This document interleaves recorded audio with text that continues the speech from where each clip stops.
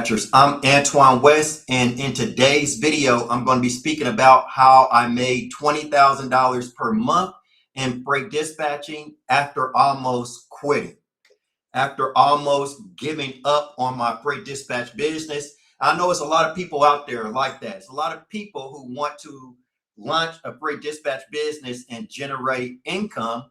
But oftentimes after starting the business, people feel like there's no money to be made. You know, this could be freight dispatching or any other business. Someone could feel like this after launching their business. So in today's video, I want to talk to you about if you're struggling in freight dispatching, if you're having pain points, if you can't sign up drivers, and maybe you think that it's not possible. Because I was in the exact same situation at one point in time.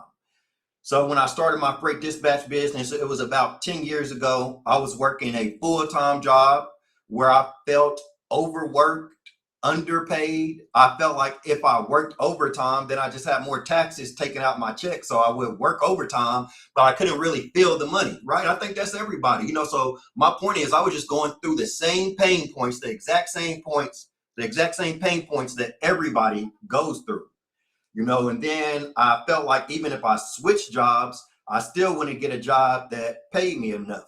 And my whole thing is at that time, I just had a goal. I wanted to make $100,000 per year because at that time, I had never made $100,000 per year. And the great thing about it, every single year, since the first year of me starting my freight dispatch business, I made much more than $100,000 per year. And I never, ever made that much on a job. I never had a job pay me that much money. So that was my goal when I came into freight dispatch. And I have family, kids, responsibilities. And, sometimes when you're not quite able to take care of your responsibilities like you want to, it's not a good feeling, right?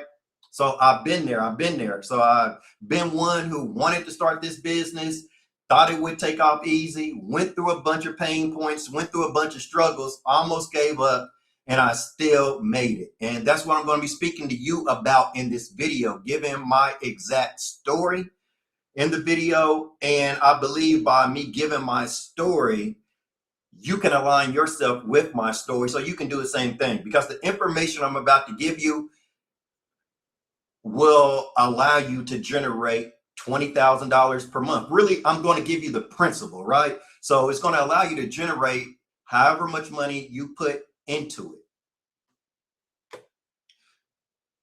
So I started business. I'm got some notes on screen here, so I'm going to be glancing at the notes during this time. So I started the business. I almost quit my first month. I couldn't find drivers. It was a struggle. I was cold calling. I was going to truck stops, and I was posting in Facebook groups, and nothing was working, right? I had that feeling where I thought I was going to have to just give up on this dream and go and stay at my full-time job. And after my first 30 days, I was really close, right? I was really close. And one thing I read in a business book, it said, if you have a dream, keep going forward on that dream because you never know where it could get you. So if I would have quit, all these videos I put on social media over time, I would have never put any of these videos out. So that should let you know it's possible, because I almost quit and I kept working on my business. And then a result of that is everything I am today, right? All the people that I helped out, all the people that watch my free content online, all the people that paid into my programs that I met, grew relationships with over the years. People who have left their full-time jobs, now they're spending more time with their family.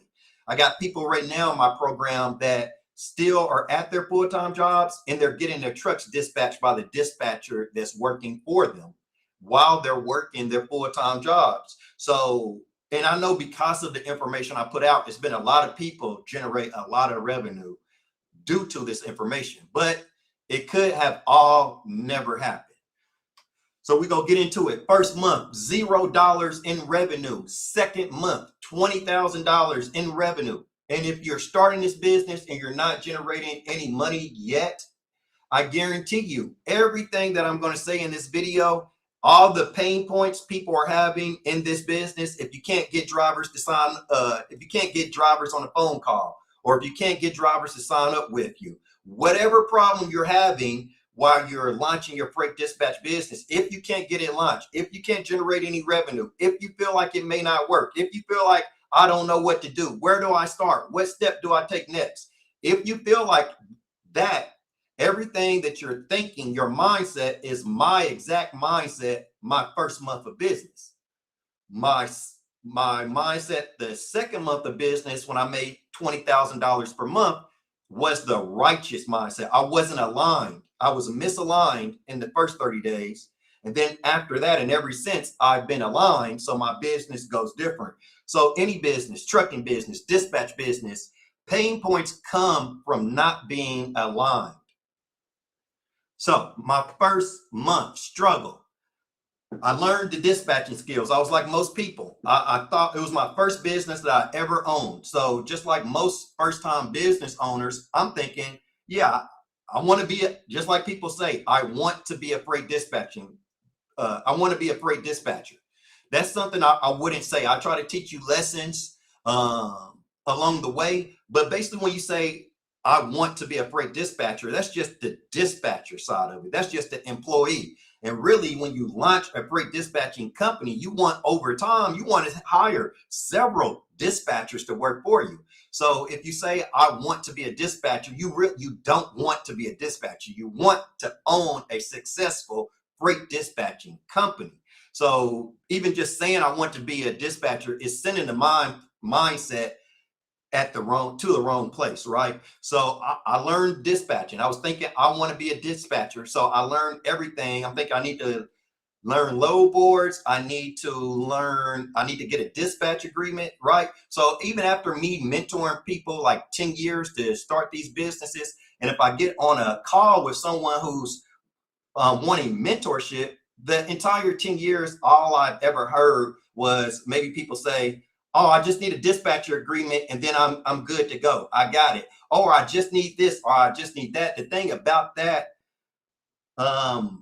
those are all dispatching, like load board access, freight dispatching agreement. So that's what I was thinking of. But when you launch a business, think about it. Any business, not just freight dispatching, all the basic stuff like a load board, a freight dispatch agreement, or if it's some other business, the basic stuff that most people think they need. Like if everybody was able just to get the basic stuff for the business, then everybody that got that basic information would be successful in said business. But that's not the way it works, right?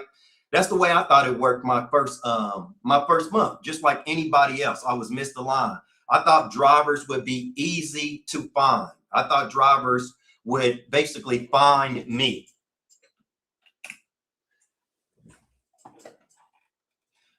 So yeah, I thought drivers would be easy to find. I thought the drivers would reach out to me just because I got my LLC, I got load board access, I got a dispatch agreement, but none of those things means customers are going to be interested in what you have to sell.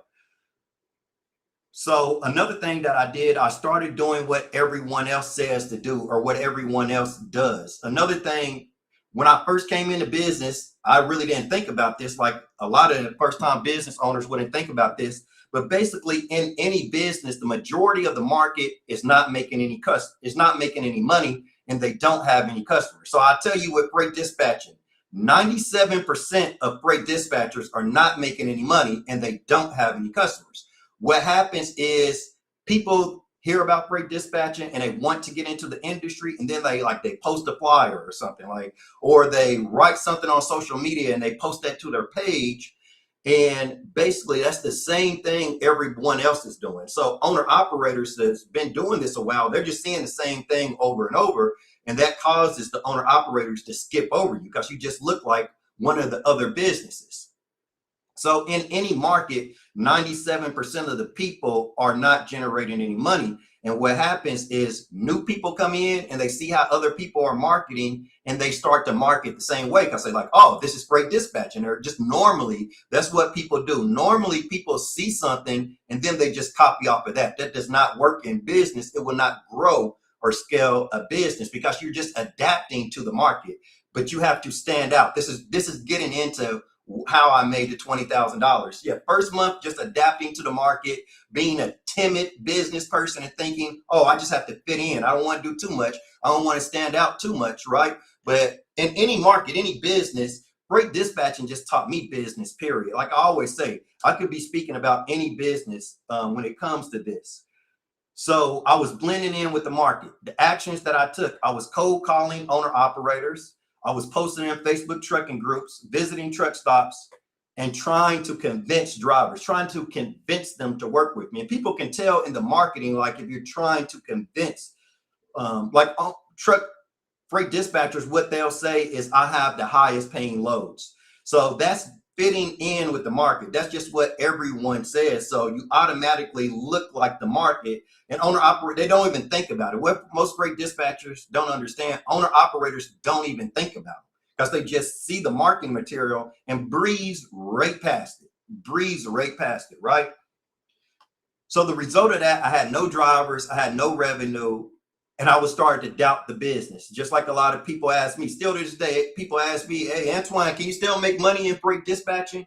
You know, when people ask me that, I can tell they have never owned a successful business, right? Because you can make money in any business. It's never going to become a point where you can't make money in freight dispatching or any other business. All things are possible because you have to think of a better idea that's better than the market to attract drivers to you. And some people will try to skip over all this stuff and just still go straight to the dispatching, still go straight to the load boards and the dispatch agreement. But the thing is, I can guarantee you their business will never, ever work. And I'll say people that do that, and it used to be me, you know, my first month, you know, I thought the same. But now what I would call that is a low business consciousness. That is a low business mindset to think that you're just going to get a dispatch agreement or a load board and then just automatically go out there and become successful. Now think about it. If people are thinking like that, then they're marketing their business. And that's how most people are thinking. And they're marketing their business, posting a flyer or whatever they're doing. And then 2 months later or 3 months later, a year or two later, as more people come into the industry and they see that marketing material of someone who never got any drivers, they may not even be marketing their business anymore. It could just still be out there online. And then other people see that and copy off of the same thing. Basically what happens, I say in any business, not just freight dispatch, it's like a long assembly line of people just doing all the same thing so they don't stand out. Because what do you have to get a driver? What do you have to generate revenue, right? You can say you got to have the load board to get a driver. You can say you have to have a freight dispatch agreement, but that's not really what you have to have. To sign up a customer in any business, what do you have to have? You have to have interest or demand. People have to be interested in you because the first step to getting money is getting someone interested in you. How are you going to get money from somebody if they're not even interested in you? Like my first 30 days, like nobody's even interested in me. Nobody even knows Antoine West exists. So how do I think money's going to come into my bank account? How's that going to work? It can't work like that. The first step is getting people interested. So one of the first things is most freight dispatchers don't get owner operators interested in their business.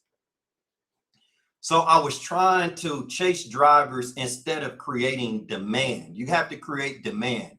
You know, like I said, I get it. I was once a new business owner, but I don't think new business owners are going to come into a business and say, oh, I need demand, or, oh, I need to learn how to generate and create demand. No, a new business owner is going to be thinking about a freight dispatch agreement. And I'll tell you, do you know how many thousands of people probably have came into this industry thinking that they only need a freight dispatch agreement, and it never, ever worked. That's the majority of people. We have to think, of course, the majority of people in any business is not going to make it. It's going to be a very, very, very tiny percentage that makes it. But that tiny percentage is not a bad thing. I don't want to get in it. If everyone is making it in something, you're not going to make money in it, right? You make money because it's only a small percentage of people making the money. How it goes, it's crowded at the top.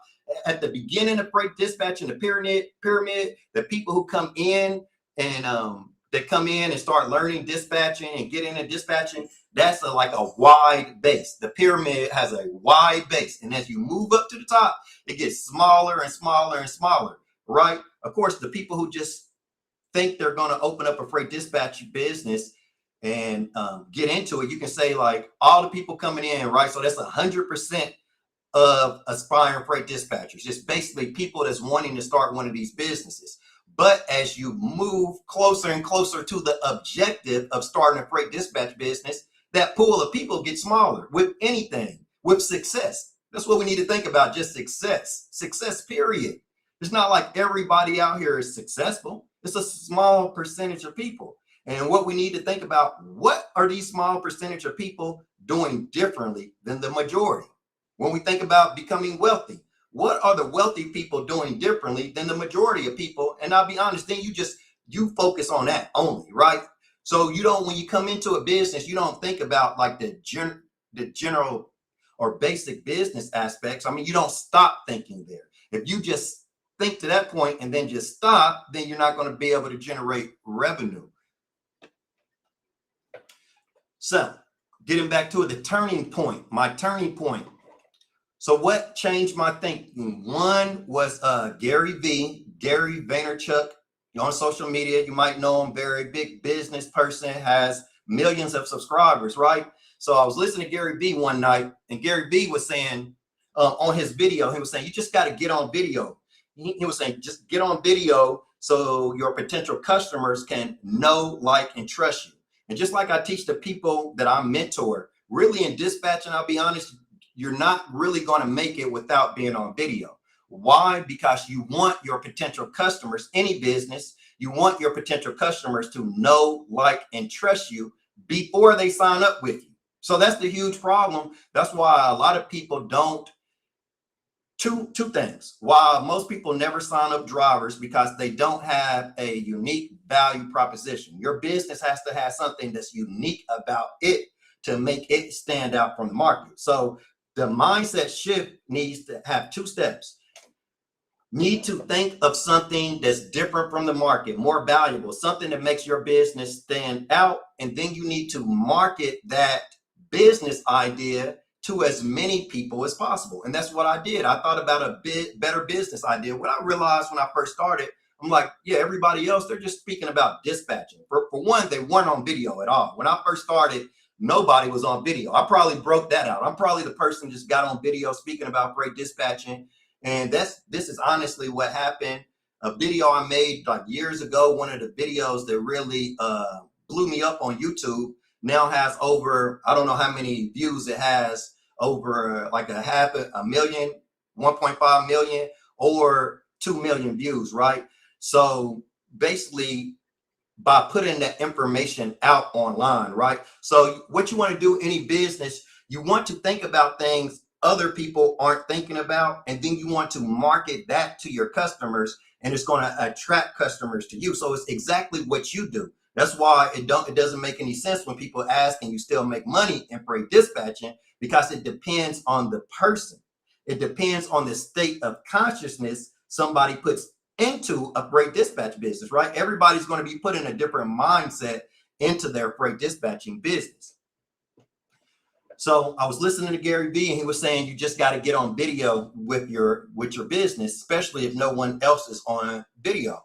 And then I was reading business books, marketing books, and what happens as we have inventions like social media, as we have video, it changes marketing. That's something a person that's starting their first business and freight dispatching, they really wouldn't think about that. Marketing changes over time. As technology is invented, it changes how we market our business. So these days, since we have access to video, especially if you're trying to sell something like a freight dispatch service, right? Owner operators aren't going to know, like, and trust you if they don't hear you speaking on video, like speaking a lot. Because once you speak on video a lot, you can show you have like a certain level of knowledge, and that's what's going to attract customers in any business. But if you don't have that certain level of knowledge, or if you don't show it, then you're going to be like me the first 30 days. But what I did is I studied about marketing. I studied about video marketing, because basically if you're not on video, no one is going to trust you. If you just have a flyer, and that's the thing people don't understand too. I say this as someone that has trained people to start freight dispatch businesses, sold trainings before, right? I've sold training, for $2,000, $3,000, $4,000, $5,000, right? But what most people don't realize, I believe, that starting a freight dispatching business, I believe, or I feel like when an owner operator signs up for your freight dispatch business, that's like you selling a $3,000 or $4,000 course, or more than that, probably more than that, because the responsibility the owner operator is giving to you, it's like, so they're trusting you to dispatch their truck, right? This is what they put their livelihood into. This is what they put maybe their life savings into. This is what they have their wife and children back home depending on. So if we think that we're going to be able to post a flyer, one flyer, and a driver's going to say, yes, I'm looking to sign up with you, they don't really have a real reason to sign up with you. So since the invention of like video marketing, that makes it where people have to see you on video speaking about their business, and then they have to feel like you're more knowledgeable about their business than they are. And if they hear you speaking like that on video, then they're going to want to sign up with you, right? Then you're going to make $20,000, $30,000 per month, right? Because you got interest, you got demand. See, that first month of business, I had a freight dispatch agreement. I had low board access. I had all of that, but still just like 97% of people in the market, still no drivers, still no revenue, still thinking I'm going to have to quit my business and go back into my full-time job. At that point, I'll be honest, did I want to get on video? Absolutely not. I'll be straight up. No, I did not want to get on video. Was I nervous about getting on video? Yes, I was getting on video. Was I thinking about all different things about myself? Absolutely. Absolutely. But then I thought about my family. I thought about my kids. And I thought about my job and having to go back into that job. And then for me, for myself, I don't know, I start feeling like a little B word. That's honestly how I start feeling. How I start feeling like, nah, I ain't going out like this. I am not going out like this, right? So then I just start studying a lot of information about the trucking industry, not just the dispatching part, but let me add this in too. To be a successful freight dispatcher, you have to know how to start and scale a trucking business, because as a dispatcher, you basically have a virtual trucking business, right? A dispatching business and a trucking business is literally the exact same business, but in the dispatching business, you don't have the physical assets, right? You have to have all the information of a trucking business. You have to have the exact same information. So that's what I started to do, educate myself fully on how to start and scale a trucking company. And then I realized one major pain point in the trucking industry. This is why some real money in dispatching, and most people don't see this. It is some real money in dispatching because it's a major pain point in the trucking industry. And that major pain point in the trucking industry is most owner operators come from being company drivers. The reason why most owner operators sometimes don't get their business started, or the trucking business don't last, is the exact same reason why most dispatchers don't get their business started, right? Most dispatchers, they're thinking in their head, oh, I want to be a dispatcher. And they're thinking, I just need the dispatch agreement. I just need low board access. They're thinking of like these few little things, these few basic things that they think from getting those few basic things, they're going to have a profitable, scalable business that allows them to spend more time with their family and to make money. But no, that's not how it works. The owner operators are thinking the same thing. The owner operators come from being company drivers. It's good that they got some good credit, or they got some, saved up some money where they can go and get their own truck and trailer. But the company driver that becomes an owner operator, this is what they're thinking in their mindset. Yep, just need my truck, my trailer, need insurance. I need to get IFTA. I need to get my security equipment, things like that. I need low board access. And after I get these things, I'm going to have a great trucking business, and it's going to go so smoothly. Oh, they're in for a rude awakening. And that's coming from a dispatcher. Excuse me, that's coming from a dispatcher. This is coming from somebody that never drove a truck in my life, but I have a business mindset. I don't need to drive a truck to understand trucking. Now, give me a truck to drive, you may not want to do that. Don't let me drive a truck. But to run a trucking business, just to have the state of mind to run a trucking business, I got that. It's a pipeline business. To me, when I look at trucking, we want the highest loads going on that trailer, and I want to get that load off of my trailer fast as I possibly can. And then before I get that load off of my trailer, I want another load already lined up for me. I'm thinking this is just making money to me. When I look at trucking, I don't think someone would have to be a truck driver, ever be in trucking, to know how to learn how to run a successful trucking business, because I just think of it as a pipeline. Just think of it as a pipeline. How can I get loads on this trailer as soon as possible? And I want them to be paying good money. And how do I get them off? Because that's how more energy. Think energy, like the loads coming on the trailer and the amount you're getting paid, that's energy. I can just think in terms of energy and know how to run any business, because the money coming in, the cash, that's energy. So, so most owner operators come from being company drivers. So that creates a pain point that will never disappear in trucking. That pain point will never disappear, because it's always going to be people launching trucking businesses with the wrong mindset. It's always going to be people launching trucking businesses with a company driver or an employee mindset. If you're a company driver, that don't have nothing to do with owning a trucking business. Not hardly, right? It's a lot different. But most people come into trucking with that mindset. So the thing is, I saw that when I came in, and I'm like, well, I can make money forever as a freight dispatcher, because I'm always going to have a constant supply of customers that's misaligned, that are misaligned with actually what they need to be doing in trucking. Look at the FMCSA directory of new owner operator. There they are. There's all the misalignment right there on that directory, right? It's easy, man. So when I'm just a hustler, when I see an opportunity like that to make money, I'm going to get on it, even if I don't want to be on video or whatever. So basically, I just learned how to start and scale a successful trucking business. And since I have that information in mind, there's always thousands and thousands of people who need that information, right? So to me, that's automatic money all the time. So of course you want to execute on that. So when I started to add all that up, I said, I can't waste no time about this. I have to execute as fast as possible.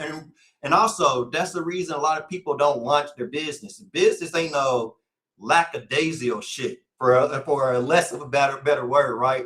This is like, you got to get on it ASAP. Like, write down a goal and be getting to the goal. Write down a plan and be getting to the plan, right? That's another thing I see as I've been mentoring people these years. Like, I see so many people coming into business, just the mindset is too low. They just think they want to start a business, but they don't plan. They don't have a deadline. They don't have any of these things, right? You see the Navy and the Army symbol sitting behind me, right? Much of my success is because I was in those two branches of the military. I don't know waiting. I don't know taking it easy. I don't know caring what people think about me. Maybe for a couple of seconds, but I got to get to it. I think that just comes from me being a non-commissioned officer in the Army. That just comes from me being a sergeant in the Army. If I'm a sergeant in the Army, and in the Army, I was a combat medic, right? That's why dispatching trucking is easy for me. The hardest thing I ever did in my whole entire life was save somebody's life on my own with no help.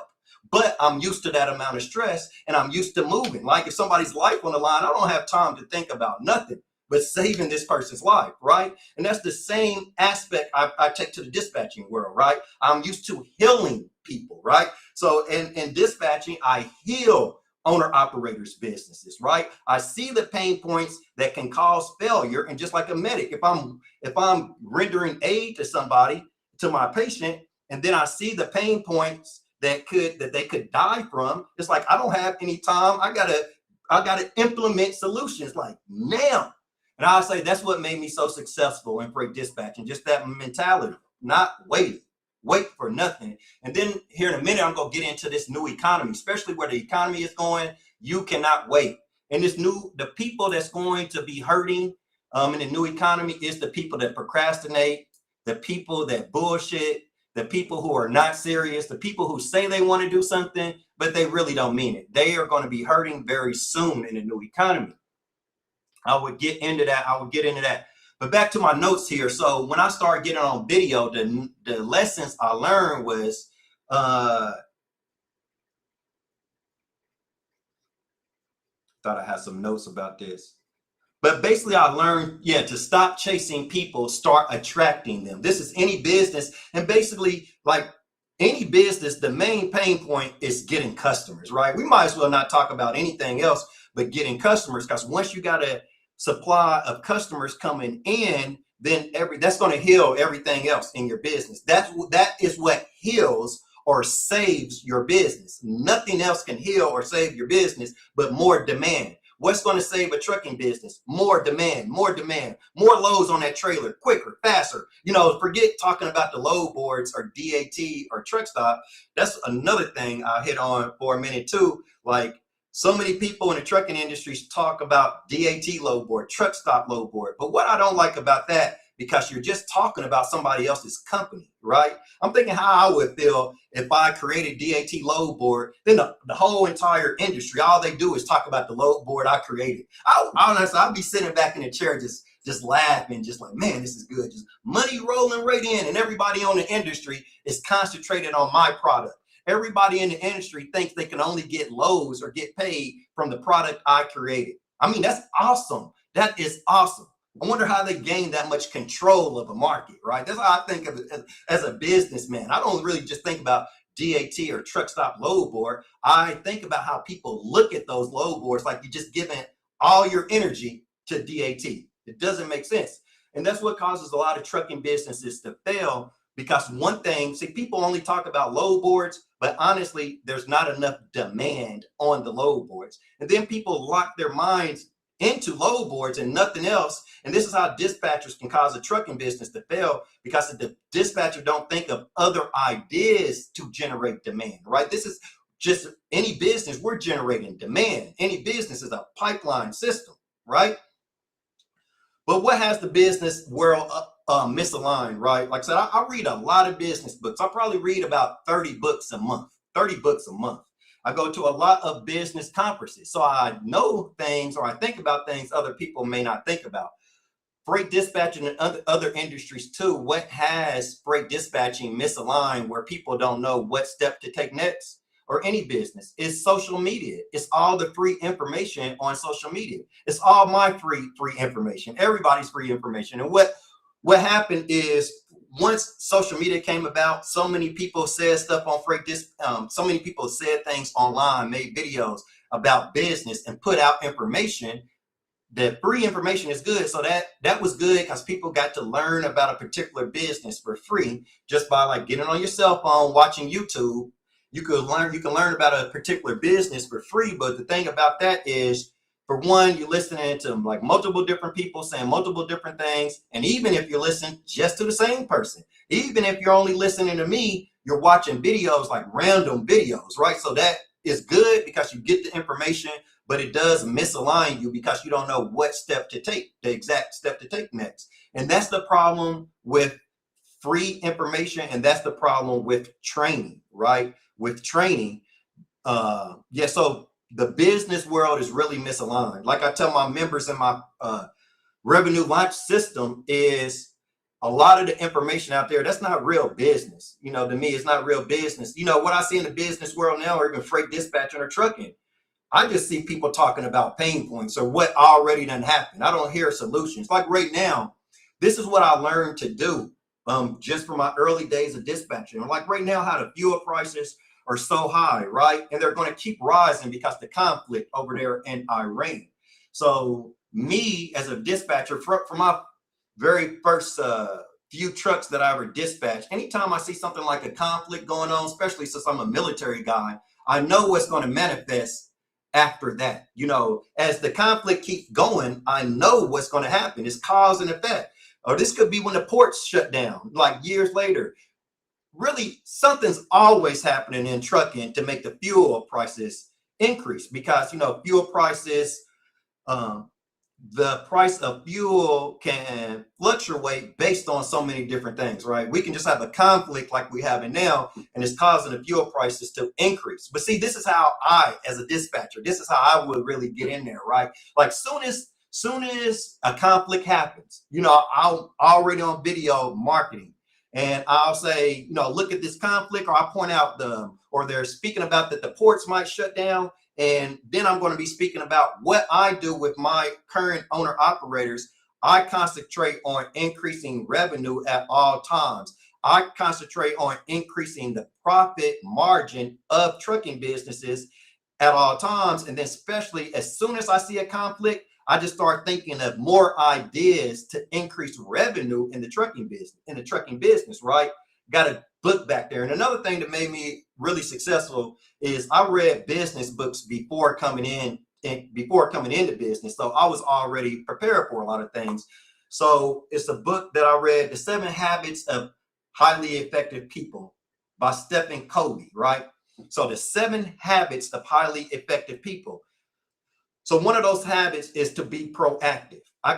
From the moment I came into trucking, I can see trucking is very, very reactive, and being reactive causes you to lose revenue, right? Because you have to be proactive. So like in the fuel situation, really, if you wait too long in the trucking business, like now, we're probably entering that state now. If you wait too long, it's going to be very hard to increase revenue now.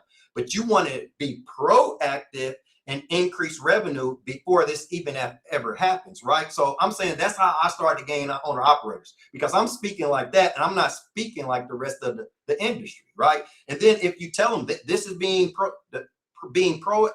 reactive versus being proactive, I would give examples of trucking companies that's reactive, and then give examples of trucking companies that's proactive. One of the best things about being a dispatcher is that you can work from home and you can dispatch multiple different trucking companies, right? So I'll say if a dispatcher is really dispatching, even 5 trucking companies within a very, very short amount of time, you're going to receive so much knowledge, right? So that's how I really learned a lot about the trucking industry in a small amount of time. And I really do believe dispatchers are the best people to speak about the trucking industry and solutions. Why? Because if you're a dispatcher and you're like me when I first started, and let's say when I got up to 5 drivers, I was dispatching. I'm dispatching 5 different trucking companies, and I'm seeing how different thoughts and actions manifest in the company, right? I've seen trucking companies that weren't doing so good, and I've seen ones that were doing really good, and I've seen the differences in both trucking companies. I tell you, it's not always the loads. It's not the loads alone. If just trying to get high-paying loads was the only thing you need to think about in the trucking business, everybody thinks about that. So everybody would have a successful trucking business. So the thing is, for dispatchers, since I dispatch multiple different trucks in a short amount of time, it taught me so much about the trucking industry so fast. And so the thing I was thinking about back when I started learning all this, I was thinking, like, if you're just the owner operator, you're only going to know what's happening in your one specific business. But if I'm a dispatcher and I'm dispatching multiple owner operators, or if like now, I done dispatch so many owner operators over time, that just taught me everything that I need to know. And I don't need to speak like the industry, because I see the real pain points. For one pain point in trucking, like I said, demand. New owner operators, there's not enough demand just on the load board for the trucking business to survive. But what do most owner operators do? They just come in, and probably because they've been company drivers, they heard about load boards all their life, they just come in and automatically just think only about load boards, right? And they only think about load boards. And then, like I said, I'm a military guy. I was a combat medic. So that being said, I'm going to be resourceful. I'm going to think of everything. Like if you're in combat or you're trying to save somebody's life, I need to think of everything possible, not just one thing, not just DAT load board, not just truck stop load board. So what's happening? New owner operators are coming in, buying that truck and trailer, spending a lot of money to get their trucking business started, but they only use the load boards, and there's not enough demand on load boards. Then they just sit and wait and only use load boards, and the cash flow is depleting during this time. But what actually needs to happen is owner operators need to come into the industry and be able to get enough demand, be able to get enough loads on that trailer to have working capital to reinvest back into the business. So what's happening is the pain point with trucking, I wouldn't say it's the FMCSA or the load boards or none of that. That's not the way business works. The pain point is within you and the solution. The problem is within you and the solution is both within you, not on the outside. As a business owner, like I said, I tell people in my paid mentorship programs, what you hear on the outside about business, that's not really business. You want to learn business, do what most people want. Pick up some of those books, pick up some books. And that's what it is right now too. Real business is not on social media. Real business is in books, right? Because the book's not going to really like be bullshitting. They got to get straight to the point, or at least speak real business, right? You're going to find more of that on social media. And that's what misaligns people with the goal. So owner operators need more demand when they launch their business. Basically what's happening, owner operators aren't getting enough demand to their business. That misaligns the business and they don't have enough cash flow. And then they're kind of like struggling to get loads. And like I said, it's a pipeline business. Trucking is a pipeline. You got to build the pipeline. See, the thing is, owner operators, maybe they're not thinking like in pipelines. They're just looking at DAT, load board, a truck stop load board. And then after that, the thought shuts down. There's no further thinking. But to generate money, you got to go further in consciousness. You got to go further, dig deeper in the mind, dig deeper towards revenue. And that's really how it works. That's how you make money. How you make money is by going in your mind and keep thinking deeper towards the idea. And when you do that in the mind, it comes out. When you do that in the darkness, it comes out as light. It comes out as light. Light is the cash flow, right? Let's get it. So owner operators, they need to go deeper. So what they need to do, they need to use DAT load board, truck stop load board. But like I said, don't stop there, especially if your business is dying. That's like me as a medic. What I'm going to do, try one thing on somebody and be like, oh, well, I'm not going to think about anything else. You know, my battle buddy, my fellow soldier is about to die. No, I'm going to think of everything possible. I'm not going to quit thinking. The same way in business. So what I believe and what I've had some very good results from is owner operators getting direct shippers, right? So this is just an idea. Like I said, idea. Everything I do, I have to go deeper in my mind and then see if it works. And when I go deeper in the mind, I'm not thinking about the market. See, most people are going to think about the market and talk about what the market talks about. But I'm a real business person. I don't want to talk about what the market's talking about, because if that fixed anything, if that solved anything, the market wouldn't have any pain points. If what everybody is talking about actually meant something, then we wouldn't be in the position that we're in. That's any business, right? So that's one thing I definitely don't do. I try to have a different state of mind from anybody else in any market that I get into, because that's how you're supposed to be as a business owner. But like I said, the information online, real business information, isn't being given out. So that's why many people are not hitting the objective in many different businesses. That's why people aren't hitting the objective of generating revenue.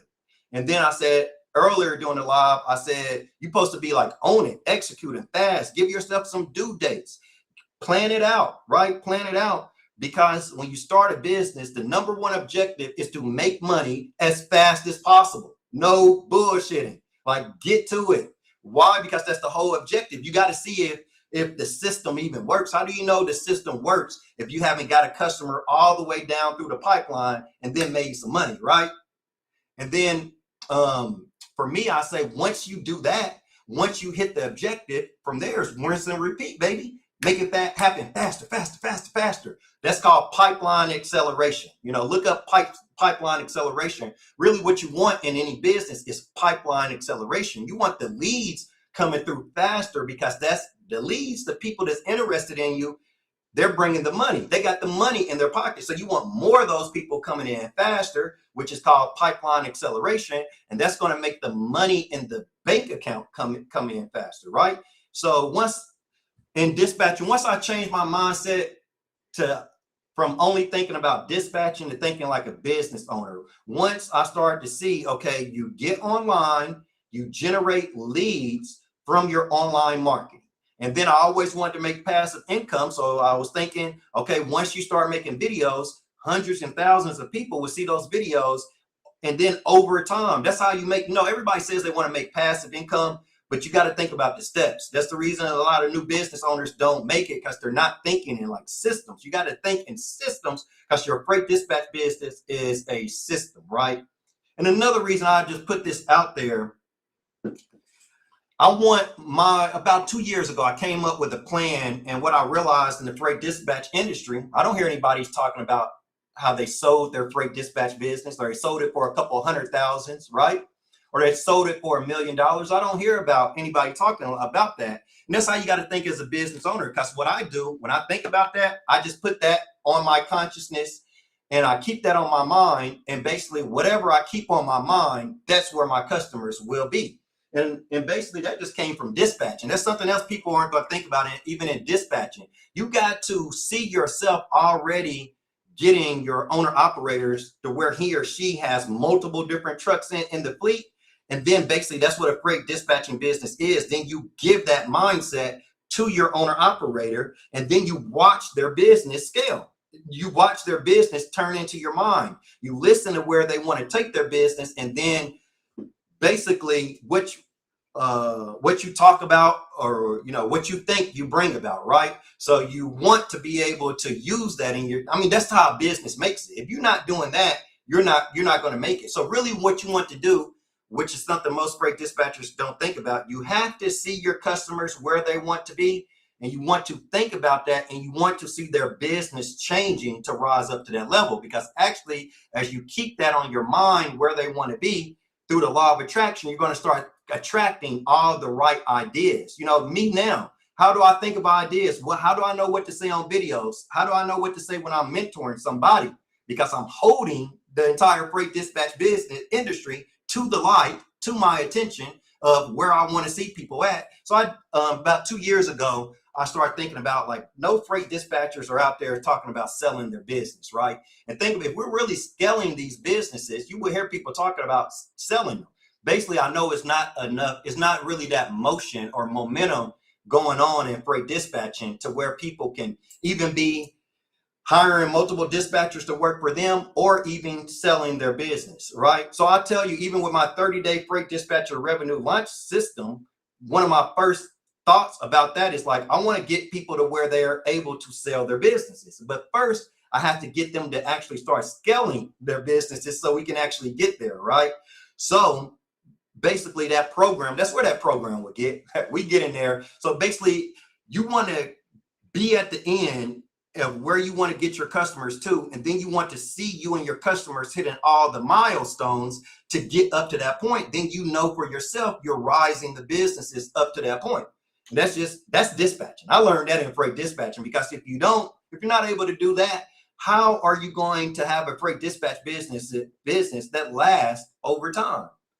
You can't. How can I have a mentorship program that lasts over time if I'm not actually rising people's businesses up? So that being said, I've been training and mentoring about 10 years. I just started this boot camp or 30-day freight dispatcher revenue launch system about 2 years ago, right? I started that about 2 years ago. And the 8 years previous to that, I had never got people to where they got like 5 dispatchers working for them, right? But when I started that program, I thought about it long and hard. And like I said, what you think about, you bring about. So since I was thinking about that, all the ideas or all the downloads are just going to come to me. And then basically I start giving that information to my customer. And once I see their business rising up to my mind, then I'm like, we're aligned. We're aligned, right? What the information I'm giving out is aligned. That's what I got. I wouldn't have been able to get to that point if I didn't learn that from freight dispatcher, right? When you have an owner operator that's struggling, when their business needs saved. Here goes another thing most new freight dispatchers aren't going to think about, because truck drivers aren't going to tell you, or owner operators not going to tell you, like, hey, I'm actively failing, man. Hey, I'm going downhill. It's terrible over here. They're not going to open up and say that. But then as a business person, that's another thing about a business person. You got to kind of read your customer's energy or mind. So definitely I can speak to an owner operator. I can tell what's going on because I've spoke to so many of them before, right? So freight dispatchers aren't going to think about, when you start dispatching, a lot of those businesses, a lot of those trucking businesses are going to be failing. That's the entire reason they're coming to you for your freight dispatching services. They're not coming to you because they're making money hand over foot. They're not thinking about a dispatcher, if that's the fact.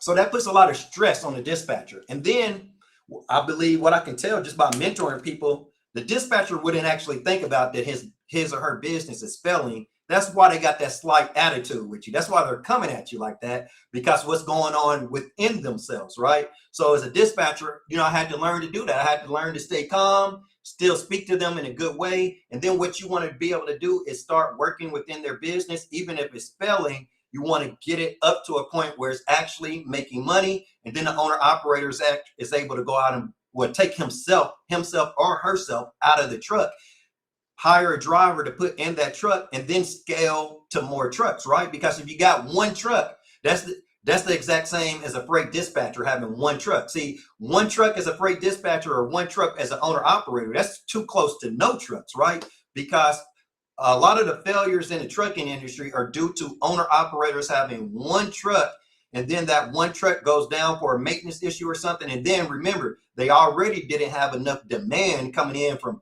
DAT load board or truck stop load board. So they already was very tight on their margins, on their profit margins. And then when the truck goes in for maintenance, it's just all over. I done seen that happen so many times. I mean, from being a dispatcher, even because I can kind of sense the owner operator's trucking business before like a maintenance issue happened. And yeah, I kind of see that before the maintenance issue happened, that they're having problems in their business.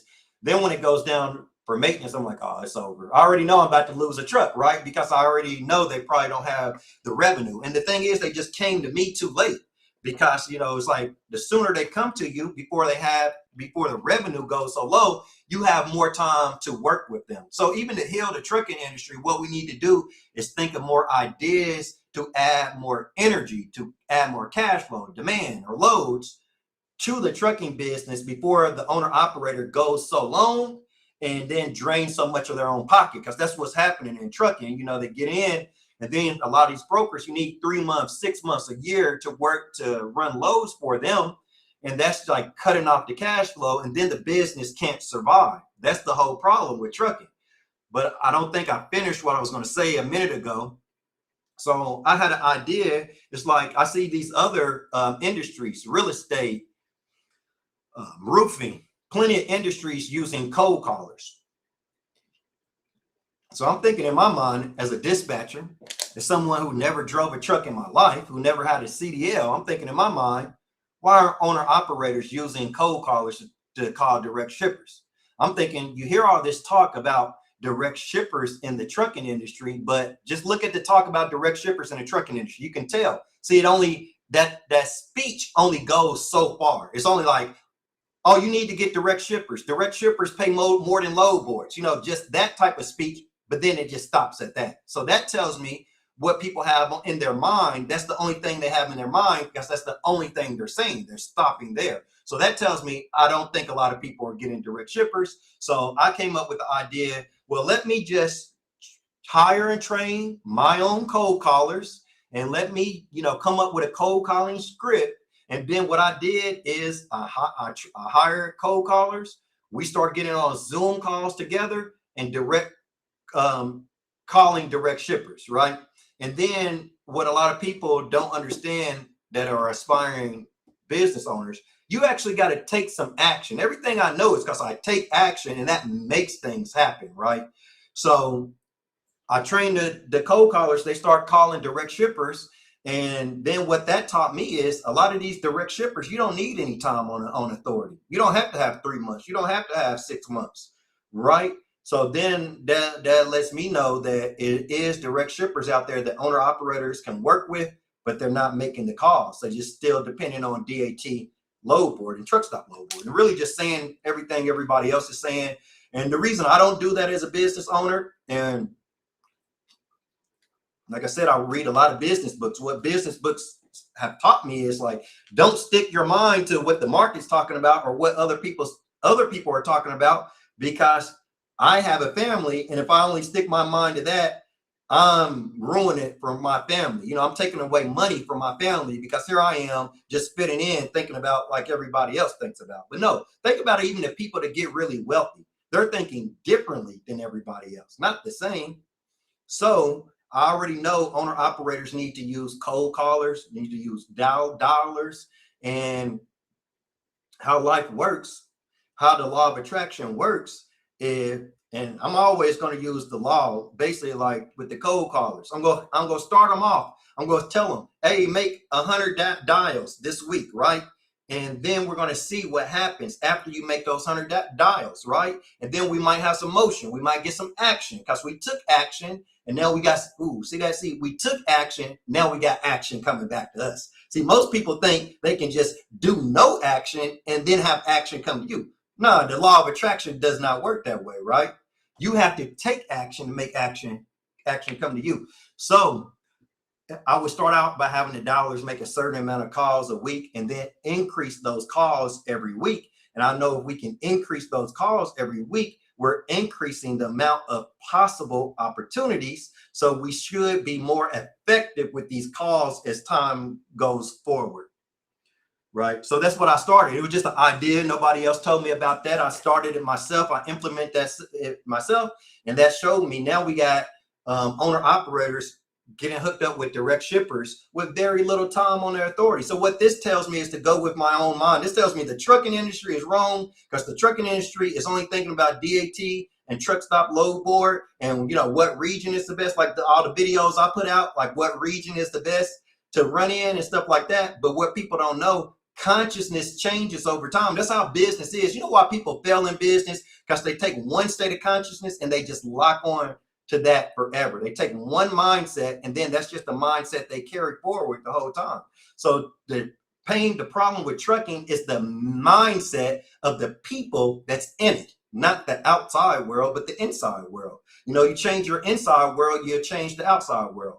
So I would make a prediction and say in the future, owner operators and then the entire trucking industry will be talking about using dollars and cold callers to get direct shippers. That's what I would guess. Sometimes I just take a good prediction like that, and that's business too. If you want to really increase your business knowledge and increase the strength of your mind, what you're supposed to be doing is looking at the world, looking at the business world and making predictions to yourself where things will go. And then once you get those predictions right, it strengthens up your faith and you can just,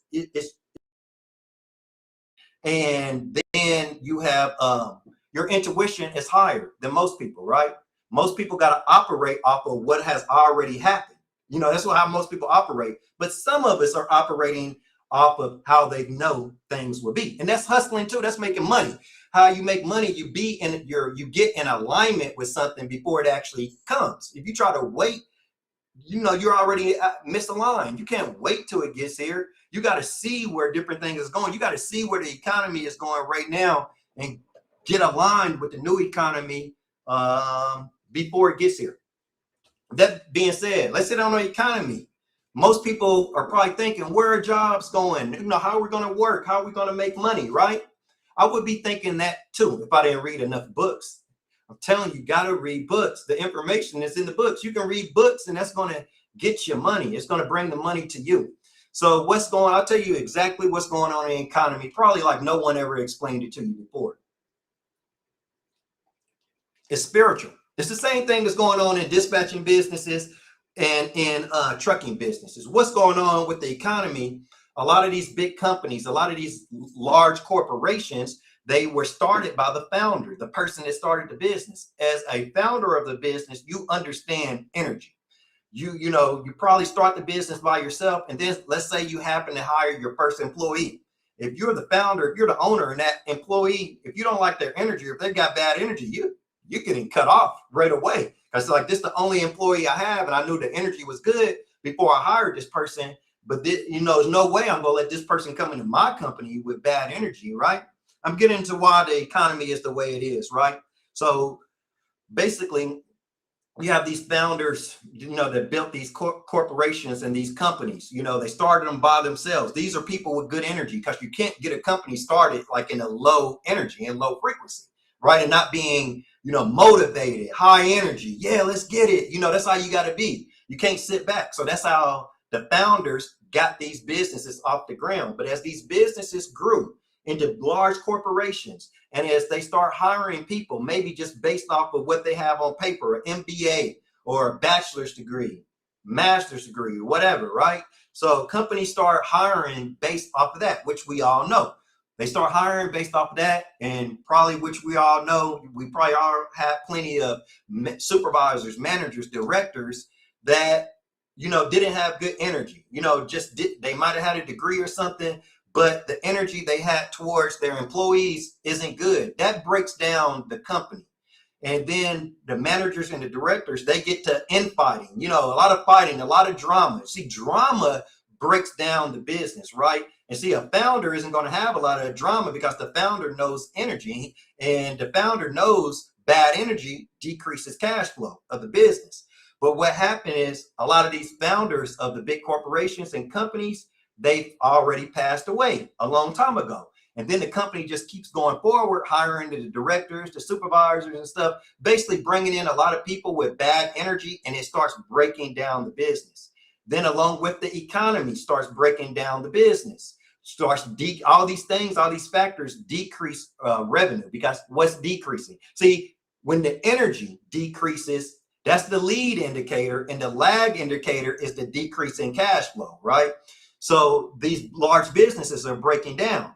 What the large businesses are doing to try to save their business, they're not giving people raises, and they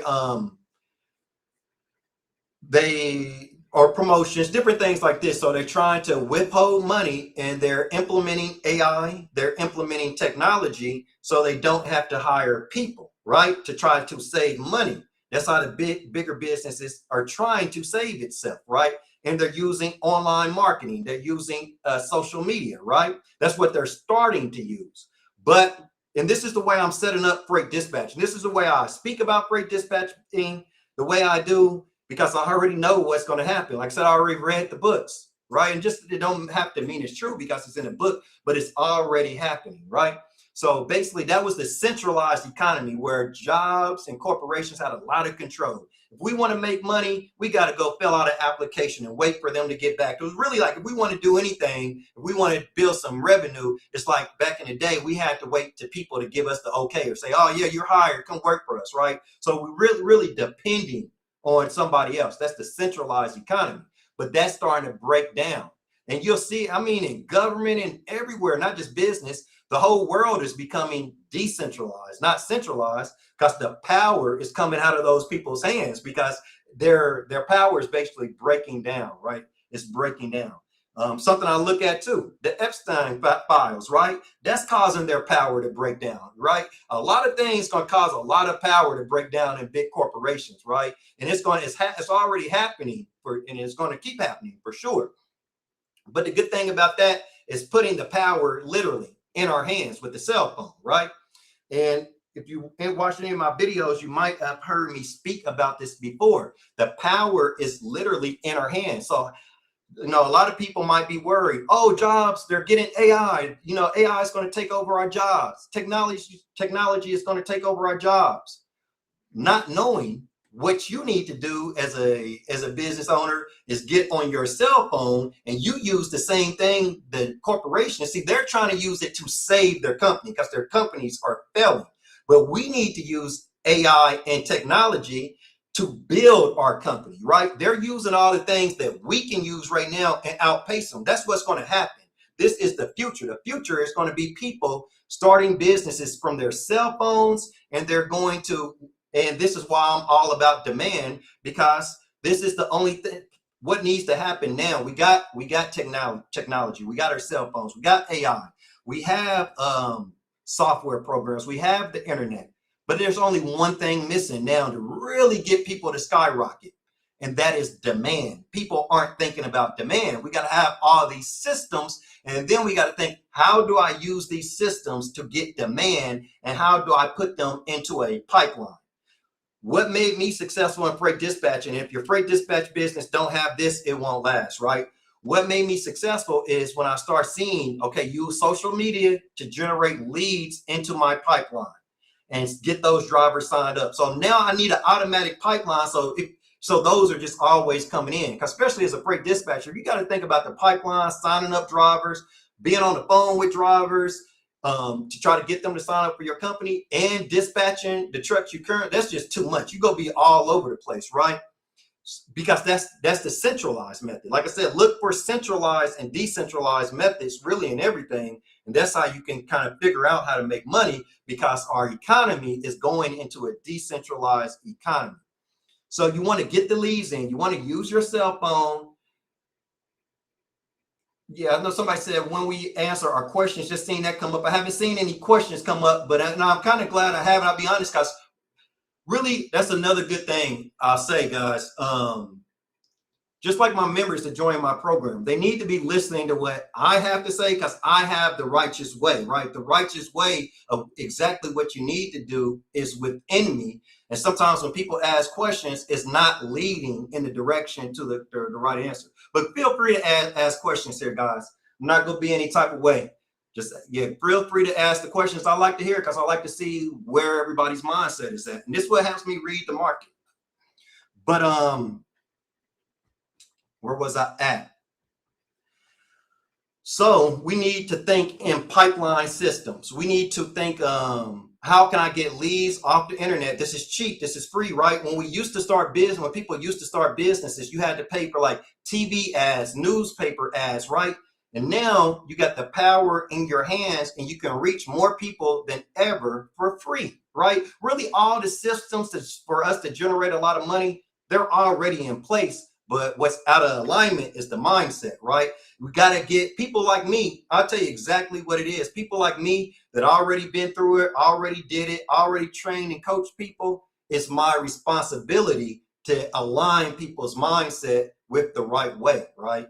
Because I know that. I know, like, misalignment. I even know what people can think and do to misalign their business. And once I start seeing it, I'm like, oh, no, I tell them about it, because what it is, you take certain actions in your business, and later on, those can result in something happening that you don't want to happen. But a lot of times the business owner won't know that because they haven't been through it. But me, I've helped so many people over time start successful freight dispatch businesses that it's easy for me to catch you. So it really is like from a very deep purpose, it is my responsibility to get people's minds aligned, because you got everything you need, and just the alignment is missing. So saying that puts a responsibility, when someone has trained and mentored people, and when they know what to do is right, it puts a responsibility on me to help align other people so we can get there. So basically, that's what the economy is going into. Those big corporations, they're going to keep breaking down more and more power. As those corporations are broke down, it can be a hard thing, because I know many of us, we're looking for jobs. We want jobs, right? But that's kind of how, unfortunately, is how it works. Like, those jobs, corporations have to get broken down to give more power to us. So where the economy is going, the future of the economy, this is what's already going on, is basically in businesses like freight dispatching, people are going to use their cell phones. They're going to have a better idea that's better than the rest of the market. They're going to talk about that idea on social media, and then that's going to draw in the leads. And basically, like, if you're marketing in a low vibrational way, like if you're not giving out any good ideas, you're going to be like me in my first 30 days when I couldn't get any leads into my company. But where it's going to go, where people really think about that good idea, that business idea to give out, and then they give it out through their cell phone, and then what's going to manifest is the same thing that manifested in my business. Once you start giving that good idea out on your cell phone, you're going to get so many leads, sales calls, driver signups, and revenue in your company. And you're going to be like, I never thought my life could be like this. I never thought it could happen this fast. And it's going to get faster and faster and faster at the speed that happens. And that's why I call my program a revenue launch system, because my goal in that program is for me to always think of ideas to give the people in that program, because what I want is the people in that program making more money in a less and less and less amount of time, where it just keeps getting shorter and shorter and shorter. And this is the law of attraction, because of course, if I keep thinking of more ideas to give people, that time to revenue is going to get shorter and shorter and shorter. And I haven't got there just yet, but in the future, there will be some people that join the program, and they're signing up multiple drivers the same day. It's coming, because that's coming. That's how business is going to be, period. Not just in freight dispatching, because, and how this is going to be done, or how I'm doing it in the revenue launch system, I keep thinking of better and better ideas. And then I literally keep seeing people come in making more money and more money in a shorter amount of time because of the ideas I'm giving them. Mind you, this is the exact same thing you have to do in your freight dispatching business for your owner operators. Your freight dispatch business is a revenue launch system. It's a system to launch the revenue of truck drivers, right?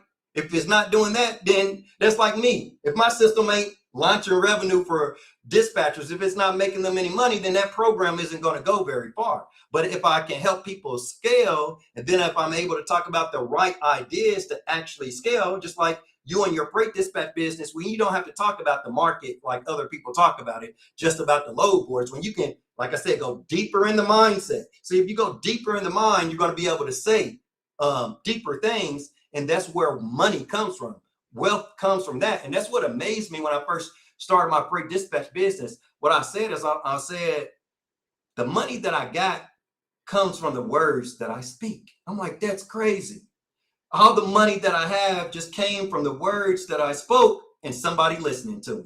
So then from there, you want to get the right mindset so you can speak some higher words than the market. That's all you got to do. Just think about it. If you can just speak higher words than the market, you're going to attract people from the market.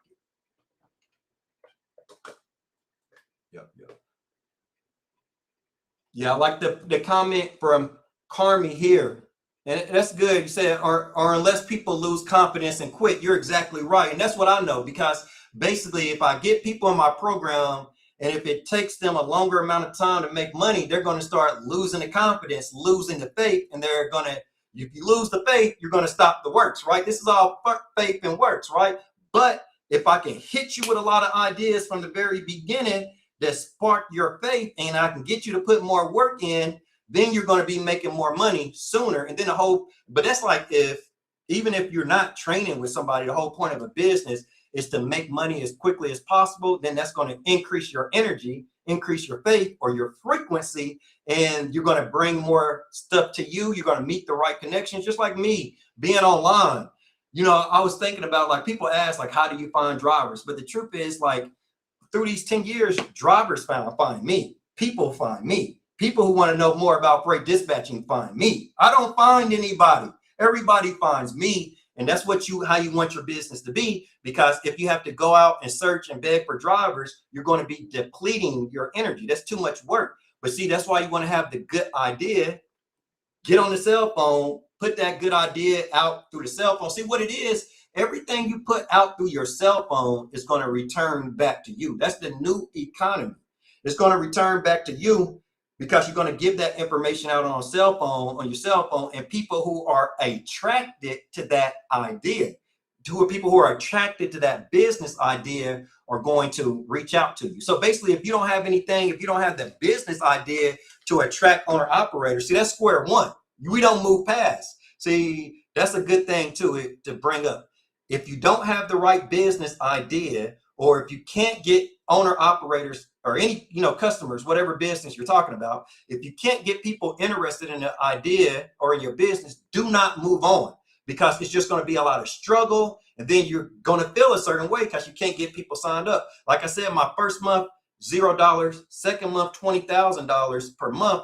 But what changed it is I said, let me learn everything about starting and scaling a successful trucking business. And then let me speak about that online and get that out to as many people as possible. Bam, $20,000. My life has never been the same since. So that's why you just have to do it. So, and then basically what happens is when you have that good business idea, you're able to generate enough demand where you can hire people to work for you. See, if you don't have the right business idea, you're not going to be able to generate enough demand, meaning leads, sales calls, or, customers signing up with you. And you really focus on struggling with that, like the whole time in the business. But that's why you got to get the business idea right first and be able to get enough people in the pipeline. You got to think about that business idea and get enough people in the pipeline. And then that's how you can actually scale out a freight dispatch business. So that's why in my 30-day freight dispatcher revenue launch system, the main thing is demand, because You need demand or interest to have a business. So for the first moment somebody comes in, because like I said, I want them making money as fast as possible. So we focus on demand, getting some people interested right away, because I know most people or anybody that doesn't start a freight dispatch business, they don't have demand, or they don't have people interested in the business. So in my program, that's square one, because if we don't have that, then what are we doing? We're just wasting time, right? So back 2 years ago, I was just thinking of how I can change the industry, or how I can help my customers out more. So basically, I designed a system to where I hire and train dispatchers to work for you, and you just do the marketing and signing up truck drivers, and then you don't have to worry about the whole dispatching part. See, that's decentralized. That's decentralized. So one of my whole points of this video, the reason that I was able to get my dispatch business started, because it was decentralized. At first, I was trying to operate on a centralized method of me doing all the work. But the second month, I came up with a better business idea, got that out to as many people as possible. My pipeline was flooded with leads. And then I got too much. Oh, I can't handle all this demand. Now I got the second month, I got too much demand coming in. I got too many drivers reaching out to me. My social media inboxes are blowing up. People are reaching out in the inbox left and right. Oh, Antoine, I like that information that you gave out. Oh, you put out, I listened to a lot of I've listened to other people before, but once I start listening to you and the information you give out is so much deeper than everybody else. And I just had to reach out to you, man. So you want drivers saying that. You want drivers reaching out to you, speaking about that. Yes. So I'm going to put that on here too. These are good questions. I'm glad you wanted to say some things so we can explain this. So $20,000 per month, and the second month was during a very different time than 2026. Not sure anyone does that in these market conditions or these days. That don't have anything to do with it. It don't have the business idea, and how many leads can I get in my pipeline? This is with selling anything, right? Selling anything. That's what I want people to understand too. But maybe thinking the day and time is going to change something. I think that comes from social media and what people are saying. And say the market is very different today when you started. Yes. And what I want you to realize, I'm in the market. Yeah, I've been in the market 10 years. It's not like I don't know that. I've been in the market the whole time, feeding my family off this market, right? But like you said, the market is very different. But what I'm going to tell you, that's why a person starting themselves and trying to start it in a centralized way will not work. The market is very different. You're right. So that's why I had to come up with a different program. I just said that I had to start training and hiring dispatchers to work for me. And then my members, they don't have to focus on the dispatching part, because the market is very different than when I first started. You're exactly right. But if you come up with the right idea, just like the people who join my program, the cold callers that I train and hire, they also call the FMCSA, and not the directory. They call owner operators off the FMCSA list of new truck drivers, new authorities. And I have cold callers that call those truck drivers, have a conversation with them. And then at the end, they may be like, let's say the dispatch member in my program is named John. So at the end of the conversation, my cold caller is like, hey, well, would you like, can I get you scheduled with a phone call or with a strategy call with the owner of the company, John, right? And then we get the members on book sales call. So what it is now, like the market is very different. The whole world is very different. There's more going on, a lot more moving, right? So basically I had to come up with a program to take that off of, the members who sign up with me. Because like you said, it's very different. When I started, it wasn't as many brokers that didn't let you haul loads for them if you didn't have a certain amount of authority on your MC. So it's way more brokers that require that now. So yes, the market is very different. So what does that mean? What does that mean? We're missing the key thing right now. What does that, since the market is different, I have to be different. The market can change as much as it wants. My mind will always be able to whip that market's ass. So that's how it is. That's how business is. Because remember too, The market is all mind. The market is old thoughts, old people's thoughts manifested into the market. So just like I'm speaking about with my program, if I want to be successful, or I want my members to be even more successful with this market, what do I have to do?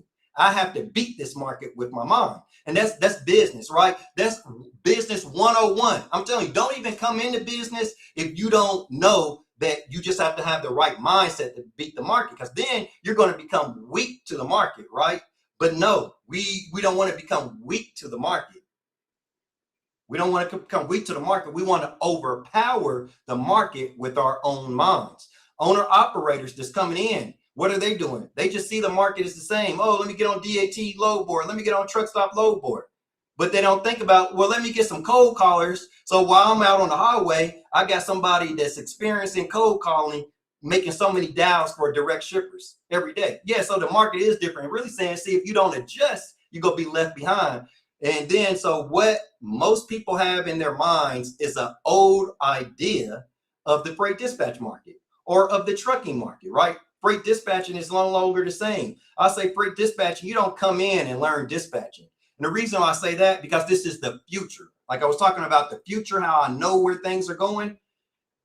Training, that's why I don't really train, like sell pre-recorded training videos, because I started noticing that. To tell the truth, I started noticing maybe people aren't successful as they once were with my pre-recorded freight dispatch training, right? Because the market has changed. So that's why me as a trainer or a mentor, I have to change. So training is really outdated. It's more about implementation programs now. Implementation programs where in my programs, when somebody joins, they have an app they put on their phone, they have direct access to me, and I can text them back. I can send them an audio message. Basically, what it takes to really lift off a company these days, it takes somebody like me, you having direct access with me, and me to tell you every single step of the way. So that's why I created the program that I have now. And the program I have now, people are more successful than years ago. This is the most success I ever had in freight dispatching since I've been doing it, because I have a totally different program, and the people in my program, they don't have to take all that time to learn freight dispatching, because that just takes too much time. And then you got to think about actually being a business person too. And you got to get demand. See what has been happening in business. People have been focused too much on the core business instead of focusing on how do I get demand in this business. People have been focusing too much on like employees, the day-to-day activities, but you can focus on that all you want. It doesn't mean you're going to be able to build a business. You got to get demand. You got to get interest. So even how I have my program designed, this is not only me. This is the future of all future training programs, right? Because I'll be honest, back in the day, I can sell a training program and the person just buy it and that's it. Then I make money, right?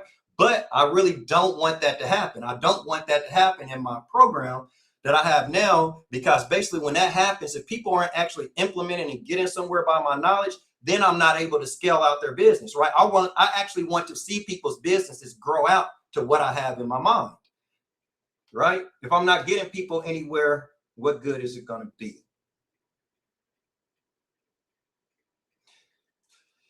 So where do you find cold callers from? I'll say I attract everything, just like I find, just how people find me here. Probably in my email now, it's probably cold callers in my email, because I'm mentioning cold calling now, and some cold callers might hear me, and then they might send me a message to my inbox.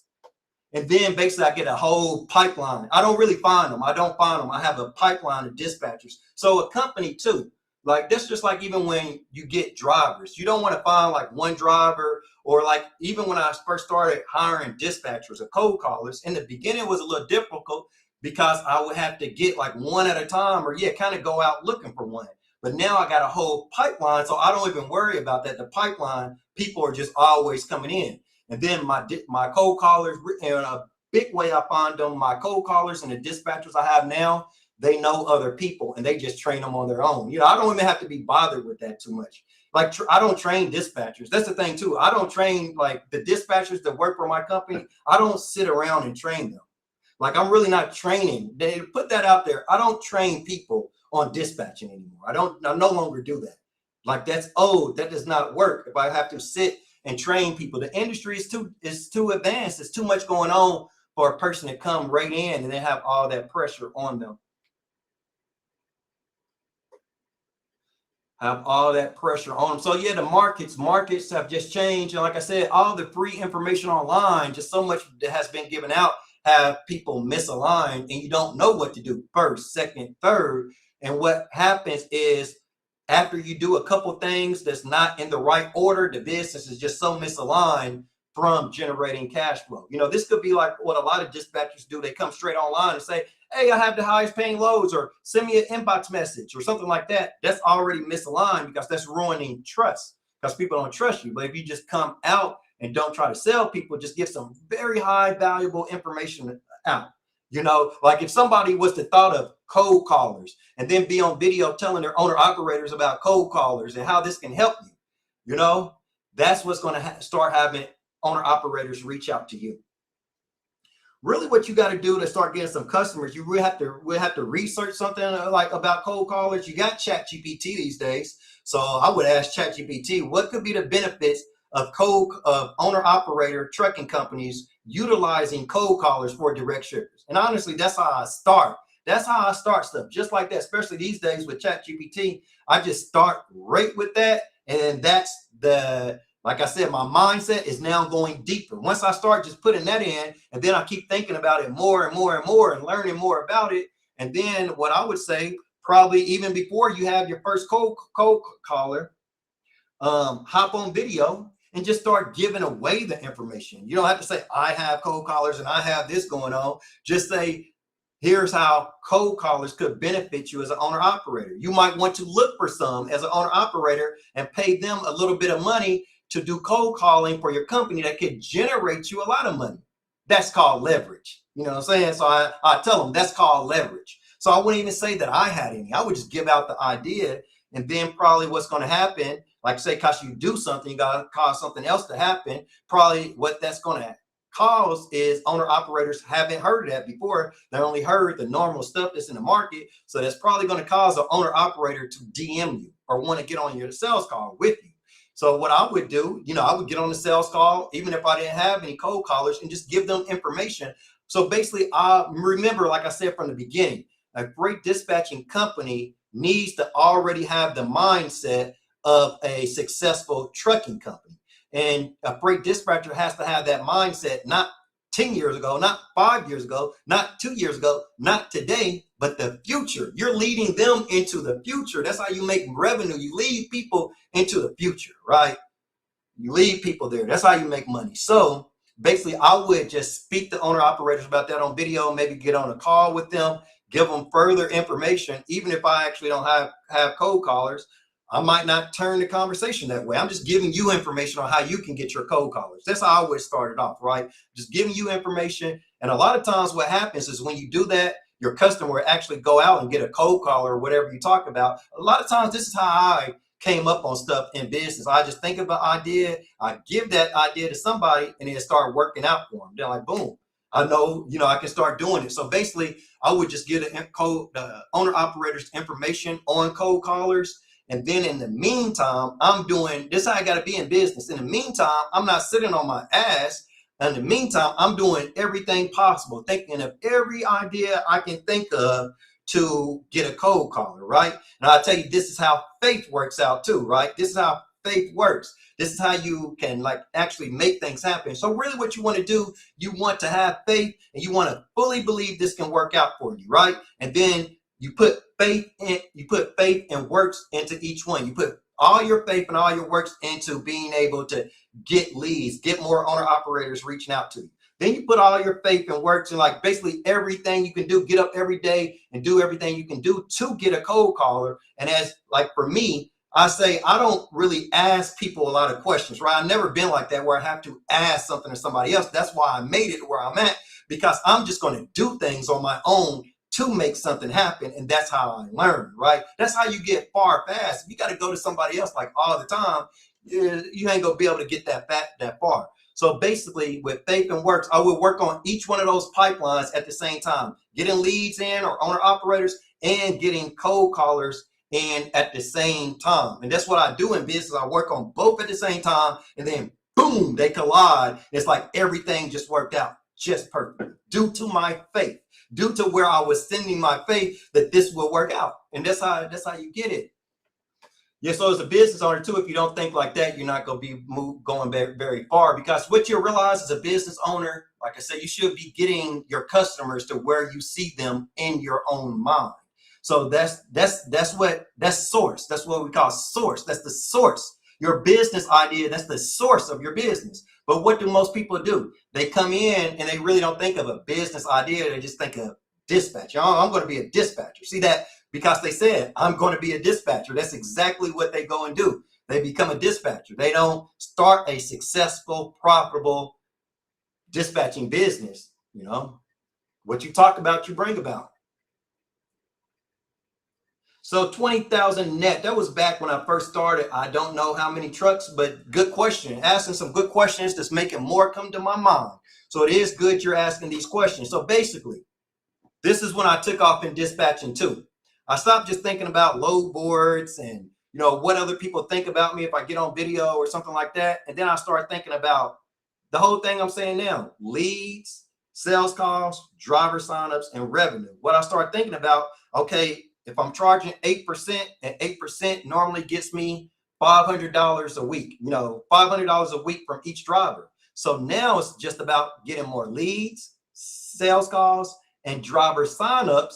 So now I can be getting multiple $500 per week, right? And it's nothing else to think about than that. Because if you don't think about that, you're not going to really be building or scaling a freight dispatch company. So really what it is, you can just look at people in the industry. Most people talk about things that aren't building or scaling the business. That's the reason these businesses aren't being scaled. So really, if a business is actually getting an increasing amount of demand and being scaled, you want to hire an increasing amount of dispatchers to work for you as you sign up more truck drivers. So really what got me here, I just started thinking, okay, I can get online. I started thinking about, I don't want to be at my job that I'm at. I want to get more money. But I was thinking the only thing I got to do is get online with a good idea, speak about this idea. And as I speak about this idea, more leads are going to come through the pipeline. More and more leads are going to come through the pipeline, right? And then, then I just need to think about the end goal. How much money do I want to make per week? And then you reverse engineer the plan. Then I think about, well, how many drivers do I need signed up with me every week to be able to make $2,000 or $5,000 a week or $20,000 a month? It's a numbers game. You just figure out the numbers. So you think about how much money you want to make per week. How many drivers do I need signed on with me to make that money per week? How many sales calls do I need to get on to get those drivers signed up? And how many leads do I need to get on those sales calls? And that's it. That's freight dispatch. That's what we really need to be talking about. See, because if you don't have that part right, you don't have a business. You're just a dispatcher that took training. And that's it. And that's what most people become, because they aren't thinking about the things I'm saying in this video. So just off my notes a little bit again here, you want to position yourself as the solution for trucking companies, right? As the solution. Yeah. Got a lot of questions, just looking through them.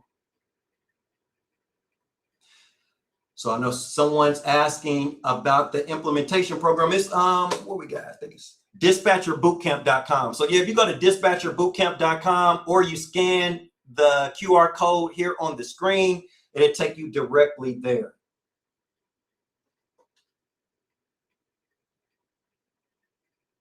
Yeah. What thanks I do. I see this question here. Can you dispatch for me to get started? And you like my energy and mindset. Appreciate it. I really do. Appreciate you saying that. And I'll be honest for your question about, so me, I don't hire. I mean, I got a full team. I actually got, I know it don't seem like it, maybe because I'm online, but I have a full team behind me, right? So I don't train dispatchers anymore in my team. I just got a pipeline of dispatchers automatically coming in. So honestly, if I was to hire someone or to train, that'd just take me out of what I'm doing, because basically I got structure. I got a whole system running.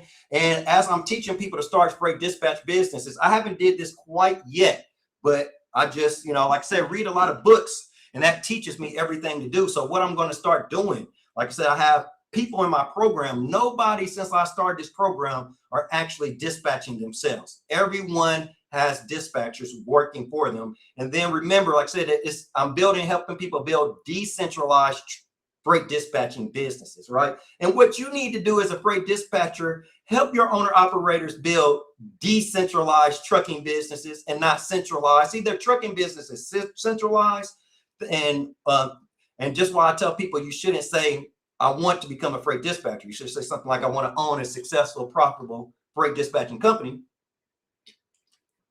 because your customers are just saying, I want to be an owner operator. I wouldn't be saying that if I'm about to start a trucking business. I'll be saying, I want to scale a multi-truck fleet. See, that's where if you say, I want to be an owner operator, you're sending your mindset just to be an owner operator.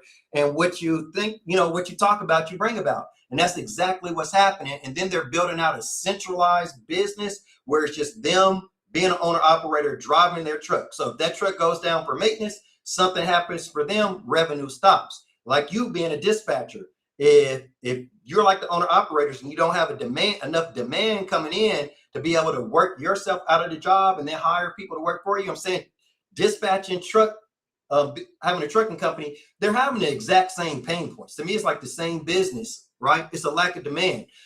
So you want to build a decentralized freight dispatching business where you can have enough leads come into the pipeline to be able to hire dispatchers to work for you. And now this is a real business with structure. It's scalable. Just a dispatcher or just an owner operator working for themselves, that's not scalable. That's burnout.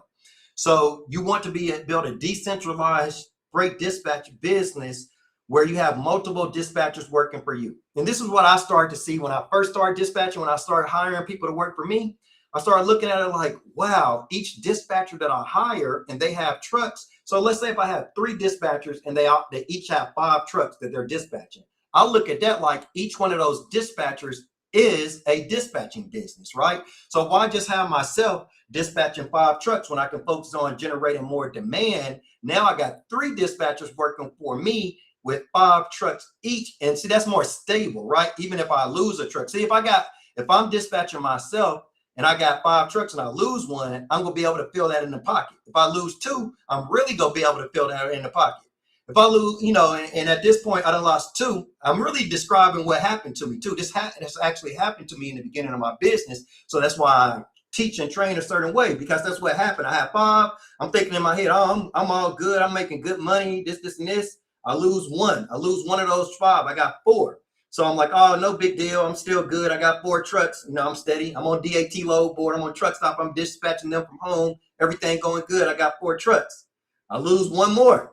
And a lot of this wasn't for my fault. It's because what I told you about earlier, maintenance issues. They were going down for maintenance issues, right? And so now I'm at 3 trucks. I'm like, oh, shoot, just like 50%. And I can feel it in the bank account too. It's like, dang, I'm down 50%. But I still got stuff to take care of. And really, that exactly right there would change my mindset from centralized freight dispatch business to a decentralized. At the time I was a new business owner, I wasn't thinking about centralized and decentralized. I don't know what that means at the time. I'm trying to make some money, but that's what I built. So I actually built a decentralized trucking company. A decentralized freight dispatch business instead of a centralized freight dispatch business. So now my energy isn't getting burnt by like every driver I sign up, I got to dispatch for them. So what I see happen in people, businesses, why I switched and now I don't really teach dispatching. I just got dispatchers trained for you and you just run the business like it was always supposed to be done. Basically what I start seeing is people that I train and mentor, when they start signing up truck drivers and they get like 2 or 3 truck drivers throughout the years, I've seen people get like those 2 or 3.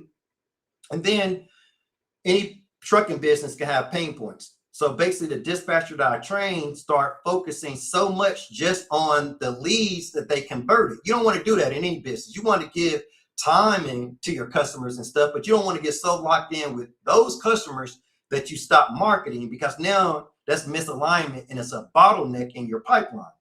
So because I went through the story of, maybe having 5 truck drivers, losing 1, losing 2. And basically when that happened, I almost gave up then too, because, like we said earlier, you start losing customers, your faith start going down and you about ready to give up. I start thinking, oh, I don't know if this business can work. And then one of the business books I read, it said it's a solution for every problem. I'm like, yeah, that is right. It's a solution for every problem. And basically, I had a bottleneck in the pipeline. So that's when I start focusing on bringing in more leads. I'm like, well, shoot, I'm not trying to be out of business. Let me really focus on bringing in more leads. And I focused so much on bringing in more leads, I overloaded my pipeline. I had too many drivers coming in that I needed, and that what allowed me to really hire dispatchers to work for me and build a decentralized trucking business. A decentralized freight dispatch business, one that's really stable, one that I can still have 10 years later. You know what I'm saying? You're not going to have a freight dispatch business 10 years later, like all by yourself, like barely getting any leads in the pipeline and no dispatchers to work for you, because there's going to be too much struggle. Just be honest. And then just saying too, what I'm saying, it has to be this way. There is no other way. There is no other way, because there's going to be pain points. If you're not able to generate enough demand where you can hire people to work for you, this is just business 101. In any business, it's not going to be able to stand the test of time. So you got to start it out this way from the very beginning, decentralized. So basically, why I made that $20,000 per month, because I got enough leads in to make $20,000 per month. So that's like anybody. Let's say your first month, you got one driver signed up and you're making on average $400 per week from that one driver. But if you get a lot more leads in the pipeline, that's going to basically manifest into more drivers signed up, right? And a lot of times, even before I did this, I might would have thought, like, can you go from $0 to $50,000 per month or something like that? Kind of believe it's not true. But just if you get enough leads in and get on enough phone calls, that's the only thing you got to do. So one of the main things in any business you got to think about, like, how can I get the most amount of customers as possible, right? Just for me training and mentoring people, I'll be honest, like the people before they come in with me, I don't believe most people will really be thinking about how do I get as many customers as possible. I think most people would be thinking about, oh, let me just get 3 or 4 drivers, not knowing that sometimes drivers come and leave. You may only have a driver stay with you 2 weeks, but that's a good thing, because you done generated cash flow for 2 weeks, and you just keep increasing customer retention. In the beginning of your business, you might have people leaving left and right. And what a lot of dispatchers won't know is because their business was already failing before they signed up with you, and they're just trying to find a quick fix, right? You could be doing a great job, but that great job you're doing, maybe it's not bringing in enough revenue to keep up with what the owner operator actually needs. And a lot of people, when the owner operator leaves them, they'll feel bad, but there's no reason to feel bad at all. It's multiple reasons why owner operator might leave your dispatching business. And that's one thing, when you have a mentor, that I'm able to tell you, like, oh, don't worry about that. It happened to me plenty of times. Or I'm able to actually tell you that owner operator was probably failing. That's what's going to happen sometimes, but what you need to do is increase your leads, so you get more leads in the pipeline, and you get owner operators that's not failing, and they stay with your business weeks and months and months and months. So the whole thing about a freight dispatch business is a reoccurring revenue system. You want to get leads and signed up for your company to pay you, and then you want to get those leads to stay with you week after week, month after month. And as you get more leads in the pipeline, more will stay with you week after week, month after month. And what does that mean? That means you're making more money. So that's why lead generation is the most important thing. And then if you want to make passive income, you want to hire dispatchers to work for you. So once you get the lead in the pipeline and signed up, you don't have to actually do all the work daily to dispatch them. You know what I'm saying? Because that's going to bring down the energy a lot. You want somebody else to do that so you can actually scale a company.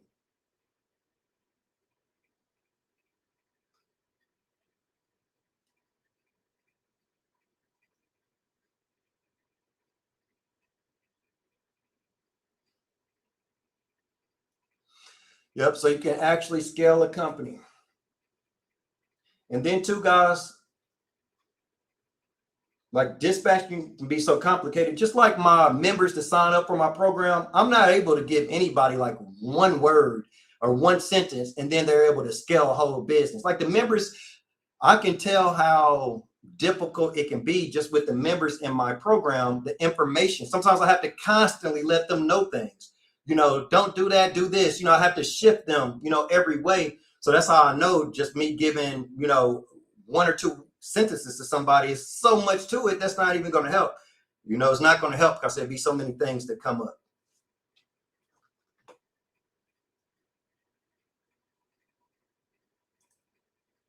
And honestly, I see this question. I'm a cold caller, so can I begin myself? That question, FMCSA directory, start making calls ASAP. I mean, or if it's for direct shippers, what I would do, honestly, and this honestly the type of person I am, and this is why I get far. So basically, when I want to do something, okay, I don't care if I have an owner operator, a truck driver or not. What I would do, a person like me, immediately after I start watching this video right here, I'm calling a direct shipper, even if I don't have any owner operators. Hey, I'm Antoine West. I work with local trucking companies in the area, and I'm reaching out to you to see if you need help with shipping your loads, if you need any help at all. Simple as that. See where it goes. Like, yeah, I'm not going to keep asking. I'm going to do, execute. Yeah, that's pretty much what I'm going to do immediately. Or I'm going to make up a list. I'm going to start calling about 50 of them. I'm just going to choose a day, give myself a due date. Even if I'm a little timid or nervous about calling direct shippers or owner operators, what I do is I give myself a due date. By the end of the day tomorrow, I'm going to have called 50 owner operators off the FMCSA website. Or I'm going to direct call, or for direct shippers, I'm going to call 50 direct shippers tomorrow. And if I don't get anything done, I don't care what happens in my life, what I just said is getting done no matter what. And then I execute on that tomorrow. And then maybe I get a couple people, I get 3 shippers to say, yeah, we might need some more trucks in the future. We're kind of busy right now. Can I take down your information? I mean, literally, that's the kind of stuff that happens to me. And then next thing you know, I'm trying to get some owner operators because I've taken action.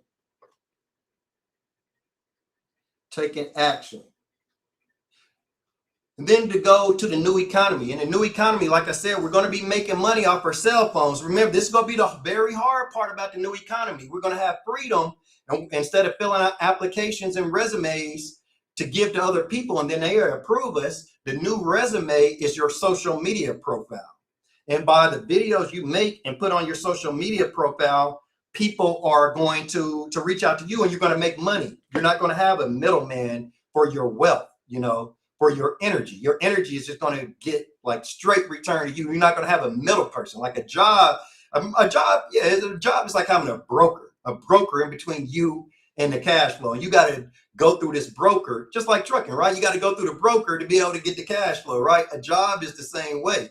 But in the new economy, it's removing that broker. You're not going to have any freight broker or any corporations that's brokers. You're going to get on your cell phone. You're going to put it out through your cell phone without needing anybody else, and everything's going to come back to you. But the hard part about that for many people is people don't take action, right? Think about it. In a new economy, if jobs are shrinking and it's up to us to think of an idea like freight dispatching or whatever you're going to do to make money, it's up to us to take that idea, learn how to market it, put it into our cell phones, and to do everything. I'm telling you what's going to happen. There's going to be many people that's hurting in this new economy because they're not going to take action. In this economy, you got to take action.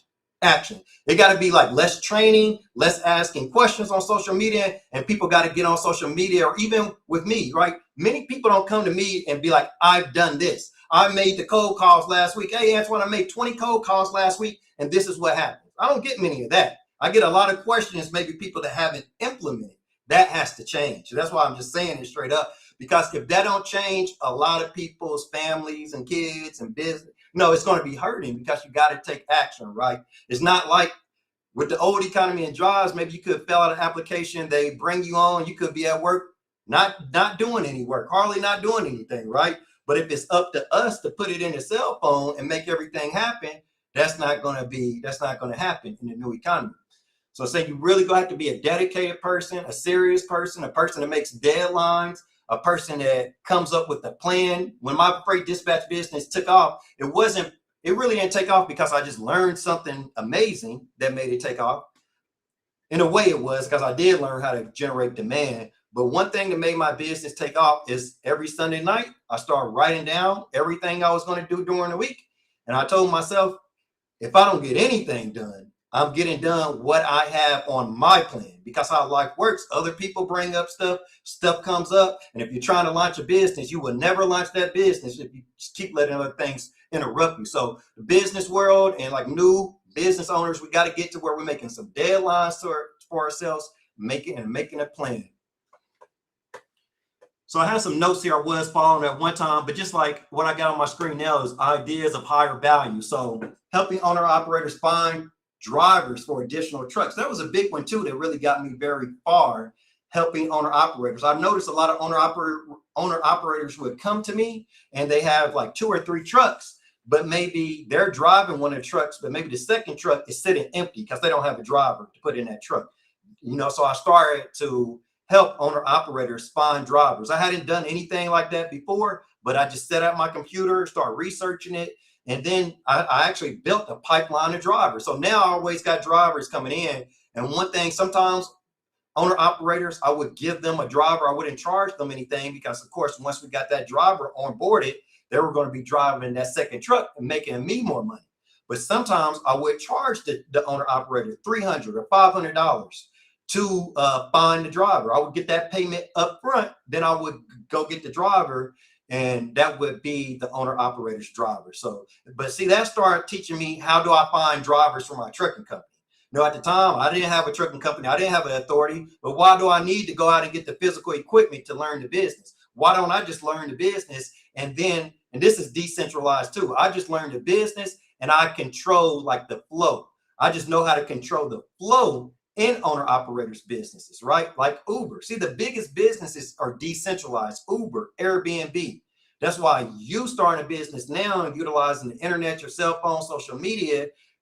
We're going to be growing big businesses way bigger than these corporations because we're not going to have the physical assets. You as a freight dispatcher, you're going to be able to generate or grow a trucking business or a dispatching business bigger than some of the biggest trucking businesses now, because what a lot of those businesses have done. And, this is one reason I don't like talk a lot about when like big trucking companies fail, because really you shouldn't stick your mind on the ones failing. You need to know what are the ones doing to succeed. But big trucking companies that fail, the reason they fail because they get all this overhead, they get all these assets, and then their assets are sitting on a lot. They get all the assets and then they don't have the demand. And then, they have more money going out in expenses than money flowing in from demand. And that's why the trucking business breaks down. That's every single trucking business that fails, right? It's just that. It's that each and every time. But when you hear trucking businesses fail and people talk about it, they never talk about it this way.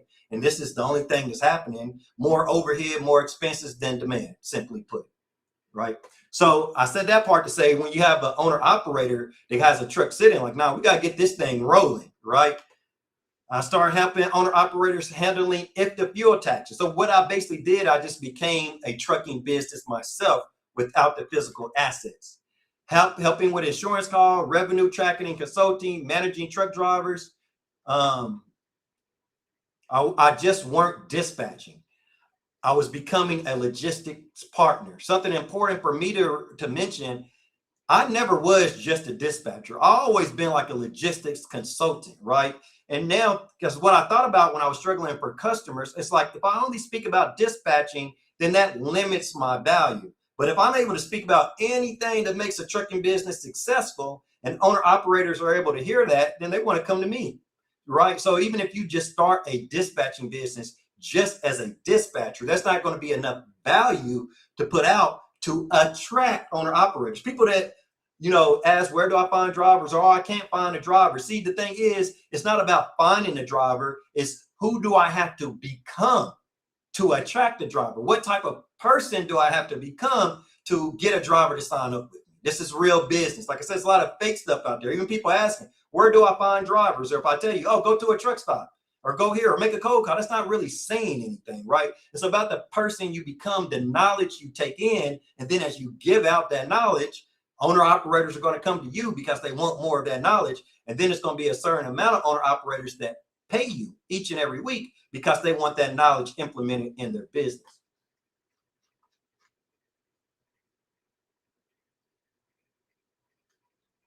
go put this on here.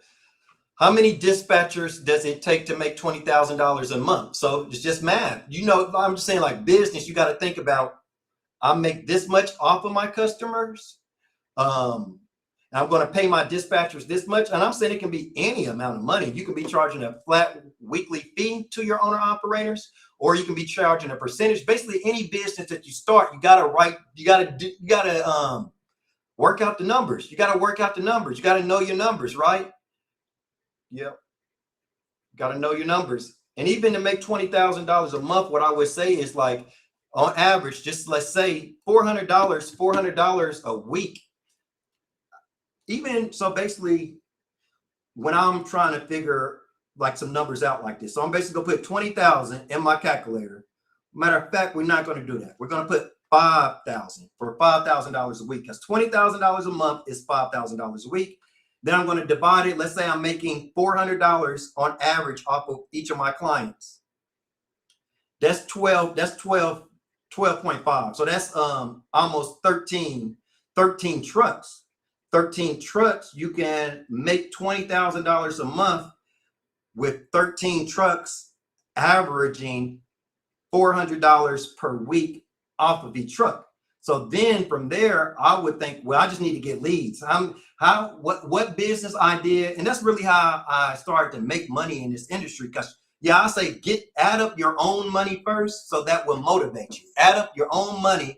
Let's say you want to make $20,000 per month, and then reverse engineer the plan to how many leads do I need to bring in so I can keep this many drivers signed up with me each and every week. And by keeping at least that many drivers with me every week, that's giving me $5,000 per month or $5,000 per week in weekly revenue.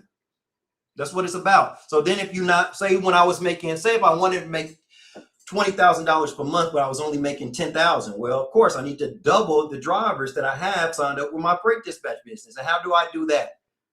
By doubling the amount of leads. Because if I double the amount of leads, everything else, using natural law, naturally, everything else is going to double. We really want to use natural law. Business has got away from that. Like I said, people are just on social media saying anything, but business is about the correct use of natural law. And then you will get everything to flow efficiently.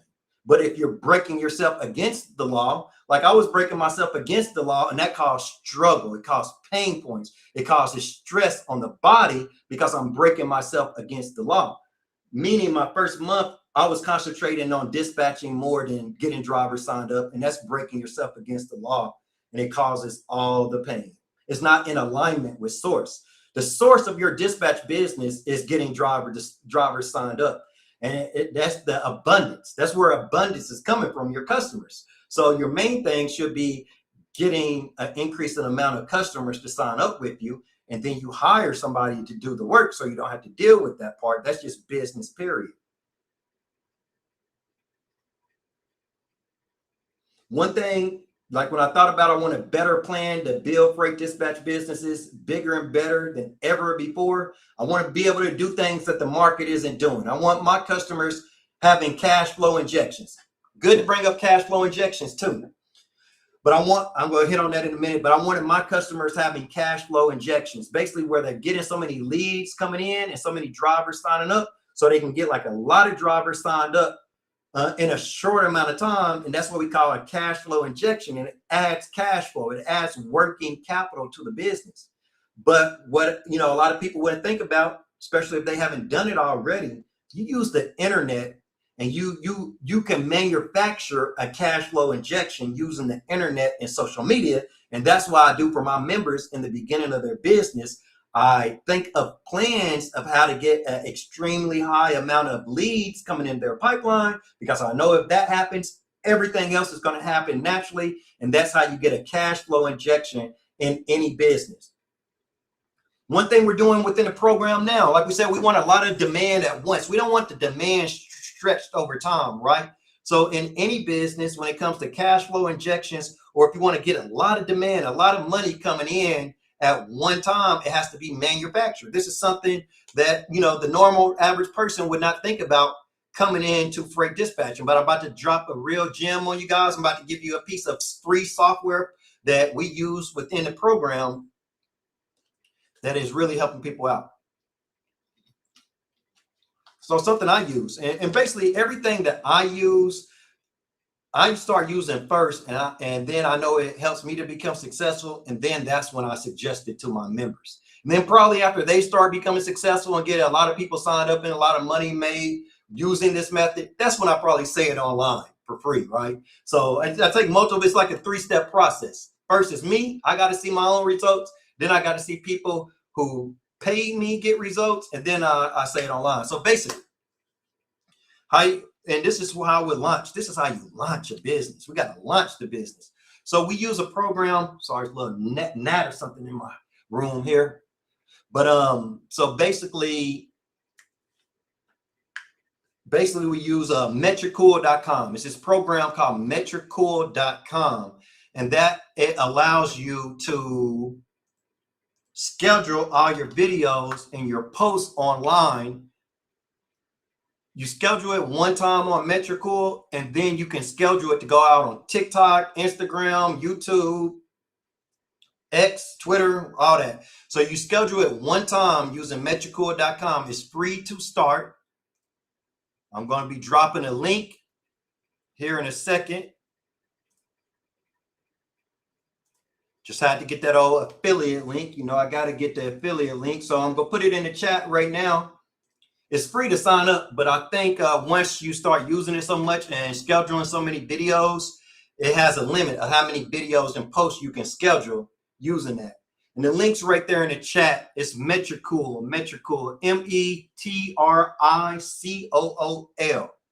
So this is just business, period. This is not just freight dispatching, but how you want to launch a business. And really, like, my program is a launch program. I'm giving you a go-to-market strategy. Look it up if you don't know what a go-to-market strategy is, but you need a go-to-market strategy when you're launching a business. You need a strategy of how you're going to the market.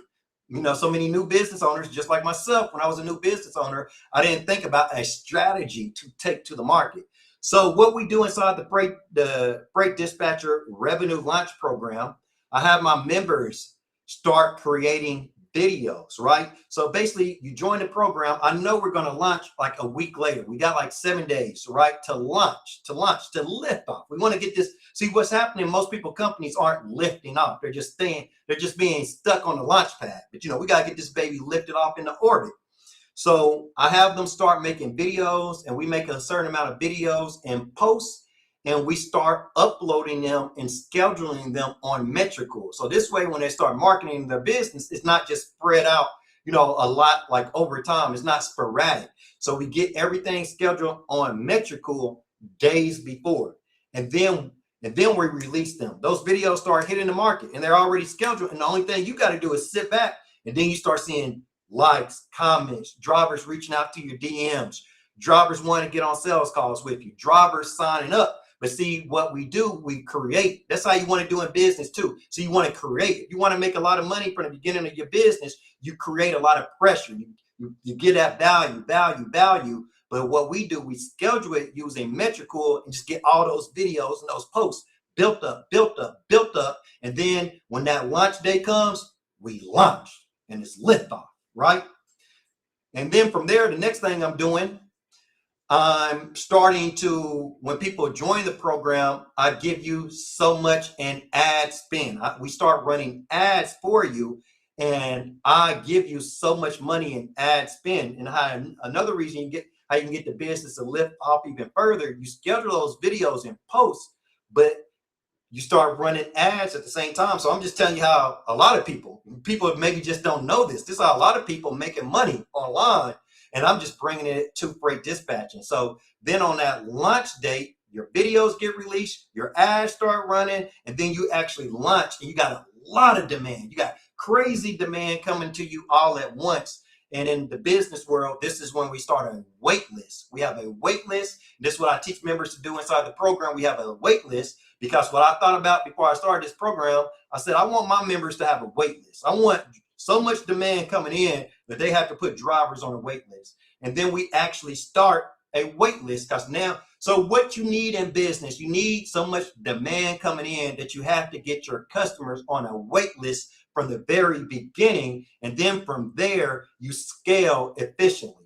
from there, you can just take on 5 trucks per week. Then like every week, your company taking on 5 trucks per week, but you get that has to be manufactured. You got to create the demand first.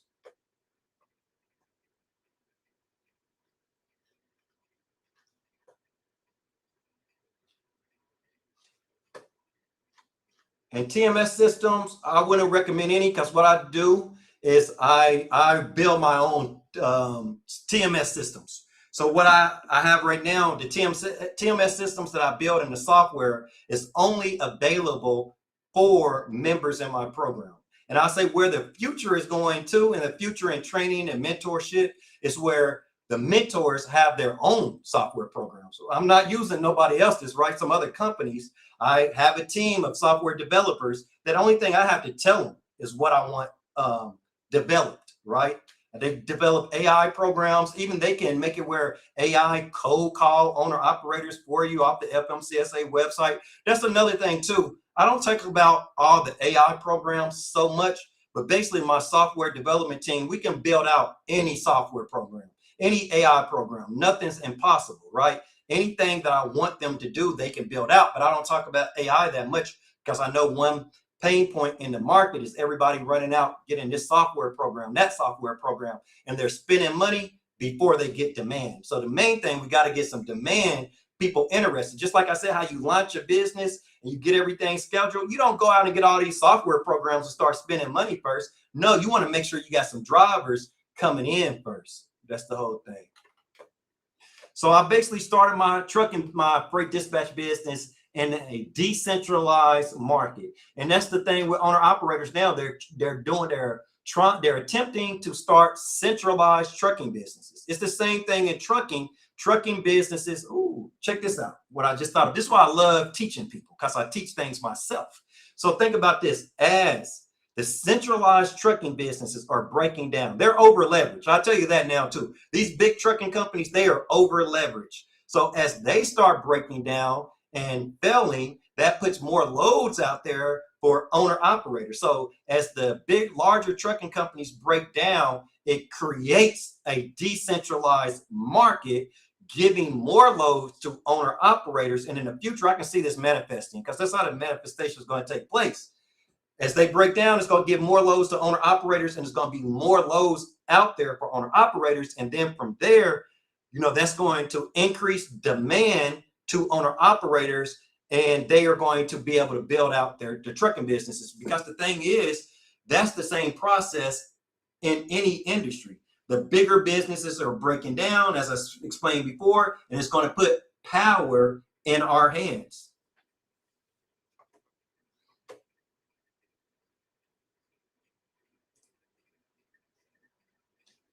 So what if you get answers back from shippers, but you don't have any trucks? I mean, what if? So me, oh yeah, that's what I don't do in business, and you shouldn't do in business. You don't want to say like, what if this happens? Because that hasn't manifested yet. We don't know what will happen then. And I believe what that does, people start thinking, what if? And it cuts off like the works. It slows down the momentum, right? I'll figure out what I'm going to do there when I get there, right? And like I said in the beginning, a lot of this came from my military experience. It's like me being a combat medic, trying to save somebody's life. I'm not going to say like, what if this happens once I do this? I'm just going to deal with that once I get there, because I don't know anything could happen, right? We don't know until we get there. So for me, it's just all about setting the KPI, the key performance indicator. Yeah, coming up with a plan. I'm going to call 50 direct shippers today, and then just seeing. Yeah, I'm just interested in seeing what will happen. I mean, for me, that's too easy. If a shipper calls back and you don't have any trucks to dispatch, I'm going to tell you exactly what you should do. Exactly what you should do. They call you back and you don't have no trucks to dispatch, to actually work with these direct shippers. I mean, what I would do, 5 minutes late, I'm going to talk to the direct shipper. I'm going to say, okay, yeah, I'm going to see what type of equipment they need, things like that. And I'll say, okay, I'm going to run that through my owner operators or through the trucking companies I'm working with. I'm going to run that through them, and I'm going to give you a call back. And then I'm on my cell phone talking about direct shippers for owner operators, or, speaking about that information, about those commodities that the shipper told me. Too easy, solve. Next question. I'm just saying, guys, like, this stuff is easy. It's easy. Yeah. So if you see the demand coming in, the direct shippers is demand. So if you see the demand coming in, what do you need to do next? Right? You need to get customers. Get demand first and then get the customers.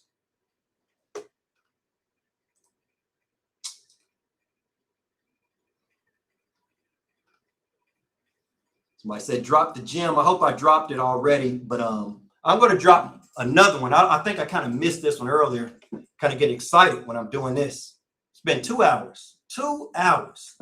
2 hours. Seems about like 10 minutes. But so a gem that most people want to think about in dispatching, basically, so you got to build a pipeline system for the business to actually work. This is why most businesses don't work, because it's not structure, it's not a pipeline. So just think about it. Even if you just take training, but you don't actually implement a pipeline system, the business isn't going to work, because a business works off of a system. So for dispatching, and this is how you can make, a lot of money in dispatching. You market your business with that higher level idea to get leads in the pipeline, and drivers signed up. And this is how it worked out for me. And that's going to cause you to have to reach out to more brokers, right? And then from reaching out to more brokers, when I do meet brokers that pay me good money for the load, this is what I started doing in the beginning of my dispatch company. I started putting their names and numbers, their information on a Excel spreadsheet or a Google sheet. So as I signed up more truck drivers and reached out to more brokers, I ran across more brokers that paid good money. I put their name on that list. But that list is money, because the longer that list grows, now throughout the years, as I have more owner operators sign up with me, I have this list of high paying brokers that I can reach out with. So now, like I said, revenue launch system. So now I can help launch the new owner operators to signing up with me. So your dispatch bid, like I said, is a system. It should be always improving. You got to design it in a way where you can make it always improve and increase and actually be a revenue launch system. So by me collecting those brokers' names and put them on that list, what I would do is email those brokers every morning, like, hey, I got a truck here empty. I got a truck here empty. So I would send out my list of empty trucks to those brokers. Soon as a new owner operator signs on with my company, what I would do is I would, when I'm sending out my list of empty trucks, that new owner operator that maybe signed up with me yesterday, that owner operator doesn't necessarily have to be a new owner operator, but they're signing up with my company. And then basically, as soon as they sign up with my company, I'm sending their information, where they're empty at, their truck and trailer. I'm sending that out to the brokers on that list. So now basically each owner operator that I get to join me causes me to reach out to more brokers, causing me to put more names on that list, allowing me to plug people who just signed up with me, plug them in to that list, because that's what a dispatcher business is about. It's about me having more contacts than the owner operators, because that's how I'm going to generate them more money. I don't only worry about the load boards, right? No, the only reason I'm using the load boards is to come across brokers who want to pay me well, and then I grow a relationship with them, right? One story I often tell, one of the first brokers I grew a relationship with, he's out of Tennessee. Anytime I'm sending a load, so they say I'm booking a load, maybe it's picking up in South Carolina, dropping off in Tennessee. If I'm on the load board and I see a load dropping off in Tennessee, I already know I'm hitting up Dave. I'm getting on my phone. Hey, what's up, Dave? What's good with you, man? You know what I mean? I'm my broker. You know what I'm saying? You got to have relationships with these brokers, like be cool with them. You feel me?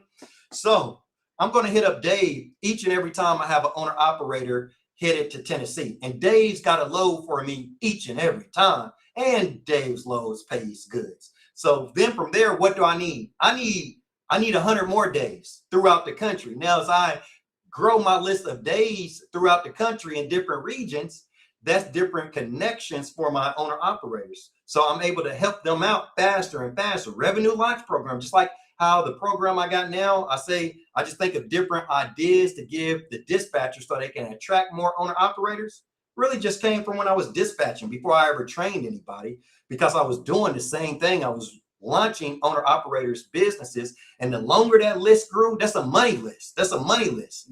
Once I thought about that, I'm like, oh man, I'm about to take this dispatching game off, because I'm just about to grow this list longer and longer and longer. And over the years, as I grow that list longer and longer and longer, it's easier for me to help out drivers, right? I got more money on that list, and I become more efficient because it's easier to book loads. I'm just not working on the load point. So then the next step I took, I started running social media ads. I said, if I can run ads to get get drivers, get leads to come in, and that's just even more reach outs I'm doing. And that's then the broker list really started to get brokers on there. And then, I mean, anybody that continues on that path, and then what you want to do, you want to use what I just explained was natural law. I explained the law of attraction, system, structure, right? Because using the system I just talked about, you're guaranteed to keep increasing your revenue. You should always be making more money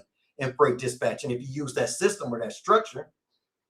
Yeah, so when I started running ads, that just even bumped things up more and more. And basically, anybody that uses that system, and let's say you want to make $1 million in revenue, generate $1 million in revenue in your company. With that system, if you just keep using it and keep doing that, you will eventually arrive at $1 million because you're going to keep generating more.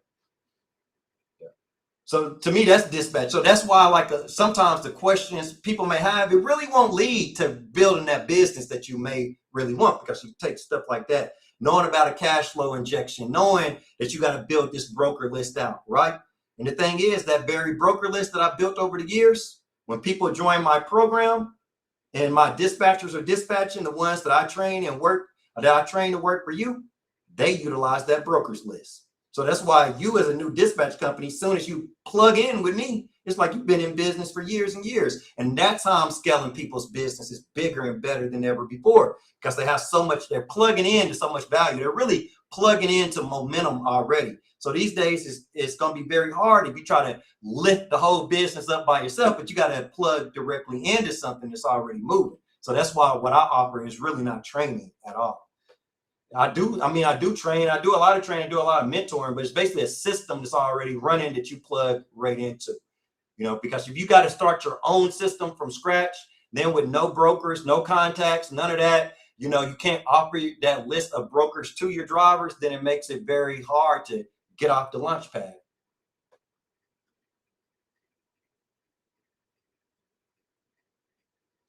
Just got to make it happen. That's why in dispatching, it never matters. See, it's a consulting business. That's why the market could be any way, but you can still make money in dispatching because you're consulting owner-operators. It's always going to be owner-operators coming in. The only thing you got to do is have more information, have more knowledge than your customer, right? As long as you have more knowledge than any customer, you can sell your knowledge.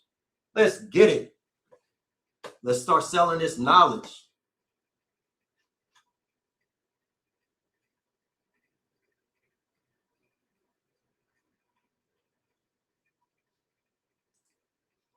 Okay, I got this question. So the main reason for me starting this program was to offer these contacts to my members. Think about it, if I'm offering these contacts to other people in the market or people that's not in my program, then what does that do? It's not as valuable to the people that's in the program. Nope.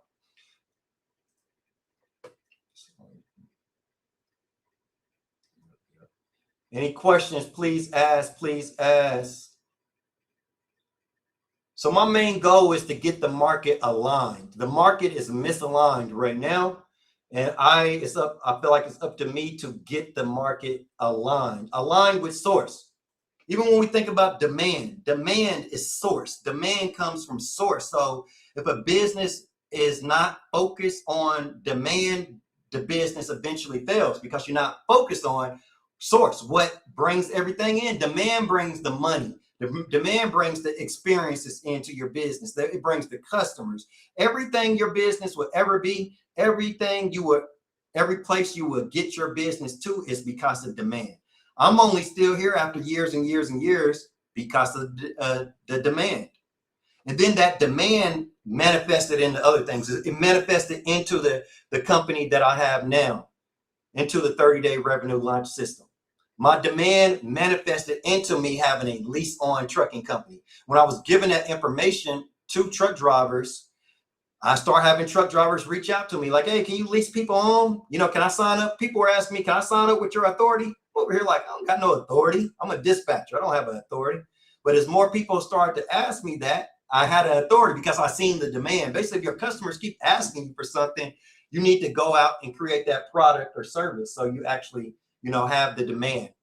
Your customers would tell you what they want, you to sell them. So owner operators start asking me about demand. I mean, they start asking me about leasing on with me. And that's when I went out and got my own authority. And the great thing about that is I already knew how to run a trucking company because I had dispatched so many trucking companies. I had worked with them. And then when I was dispatching, I'm trying to handle everything for you, right?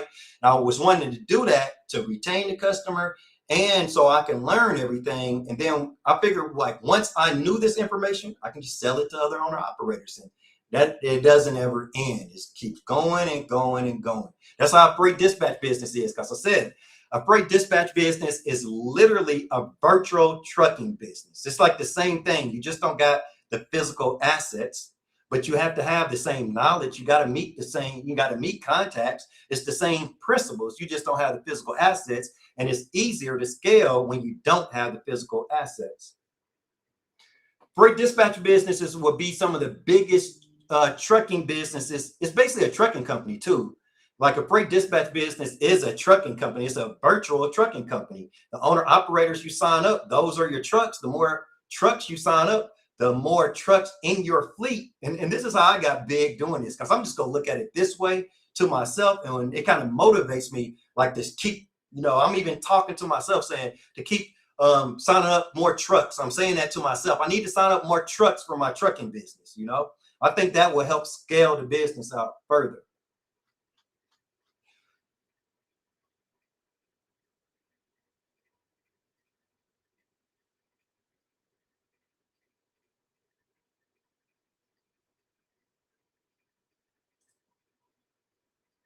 Yeah, Christina, I got you. And I thought that was you. I know we spoke before. So we even spoke on the phone before, Christina. So I'm saying get your questions, but I'm saying you gotta get going. You gotta make a plan because we even spoke before. So I'm glad you're here today. But I'm thinking when we spoke before, that was about a month and a half ago or a month ago. I'm saying this is what I mean. You got to get busy. You got to put a plan, dates on it. Yeah, because nothing's gonna move.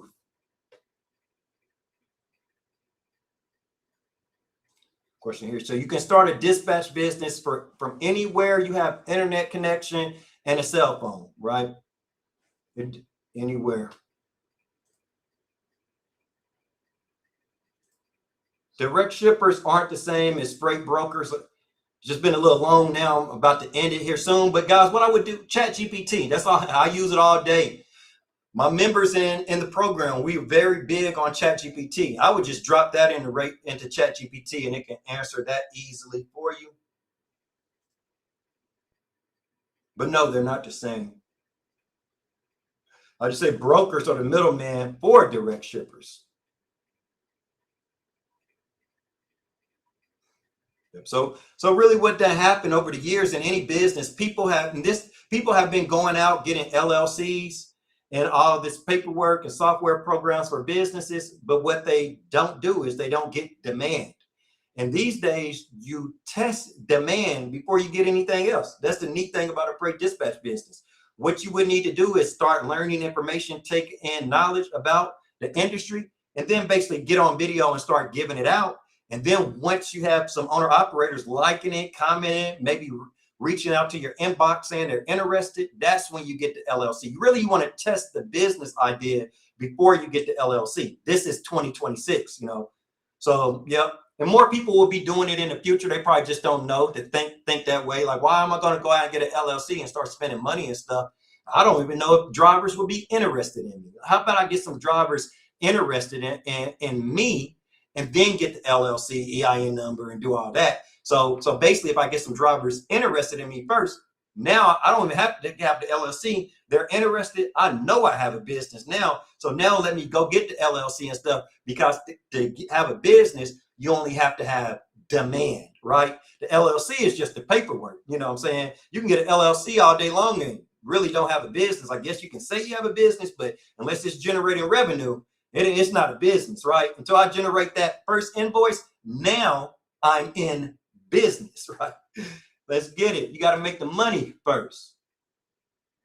And you want to make that quick as possible. There's no like waiting around or I'm still learning. No, that's 1990. That's in the 90s. You don't do that now. This 2026, and the reason why, look at inflation. Look at fuel prices now.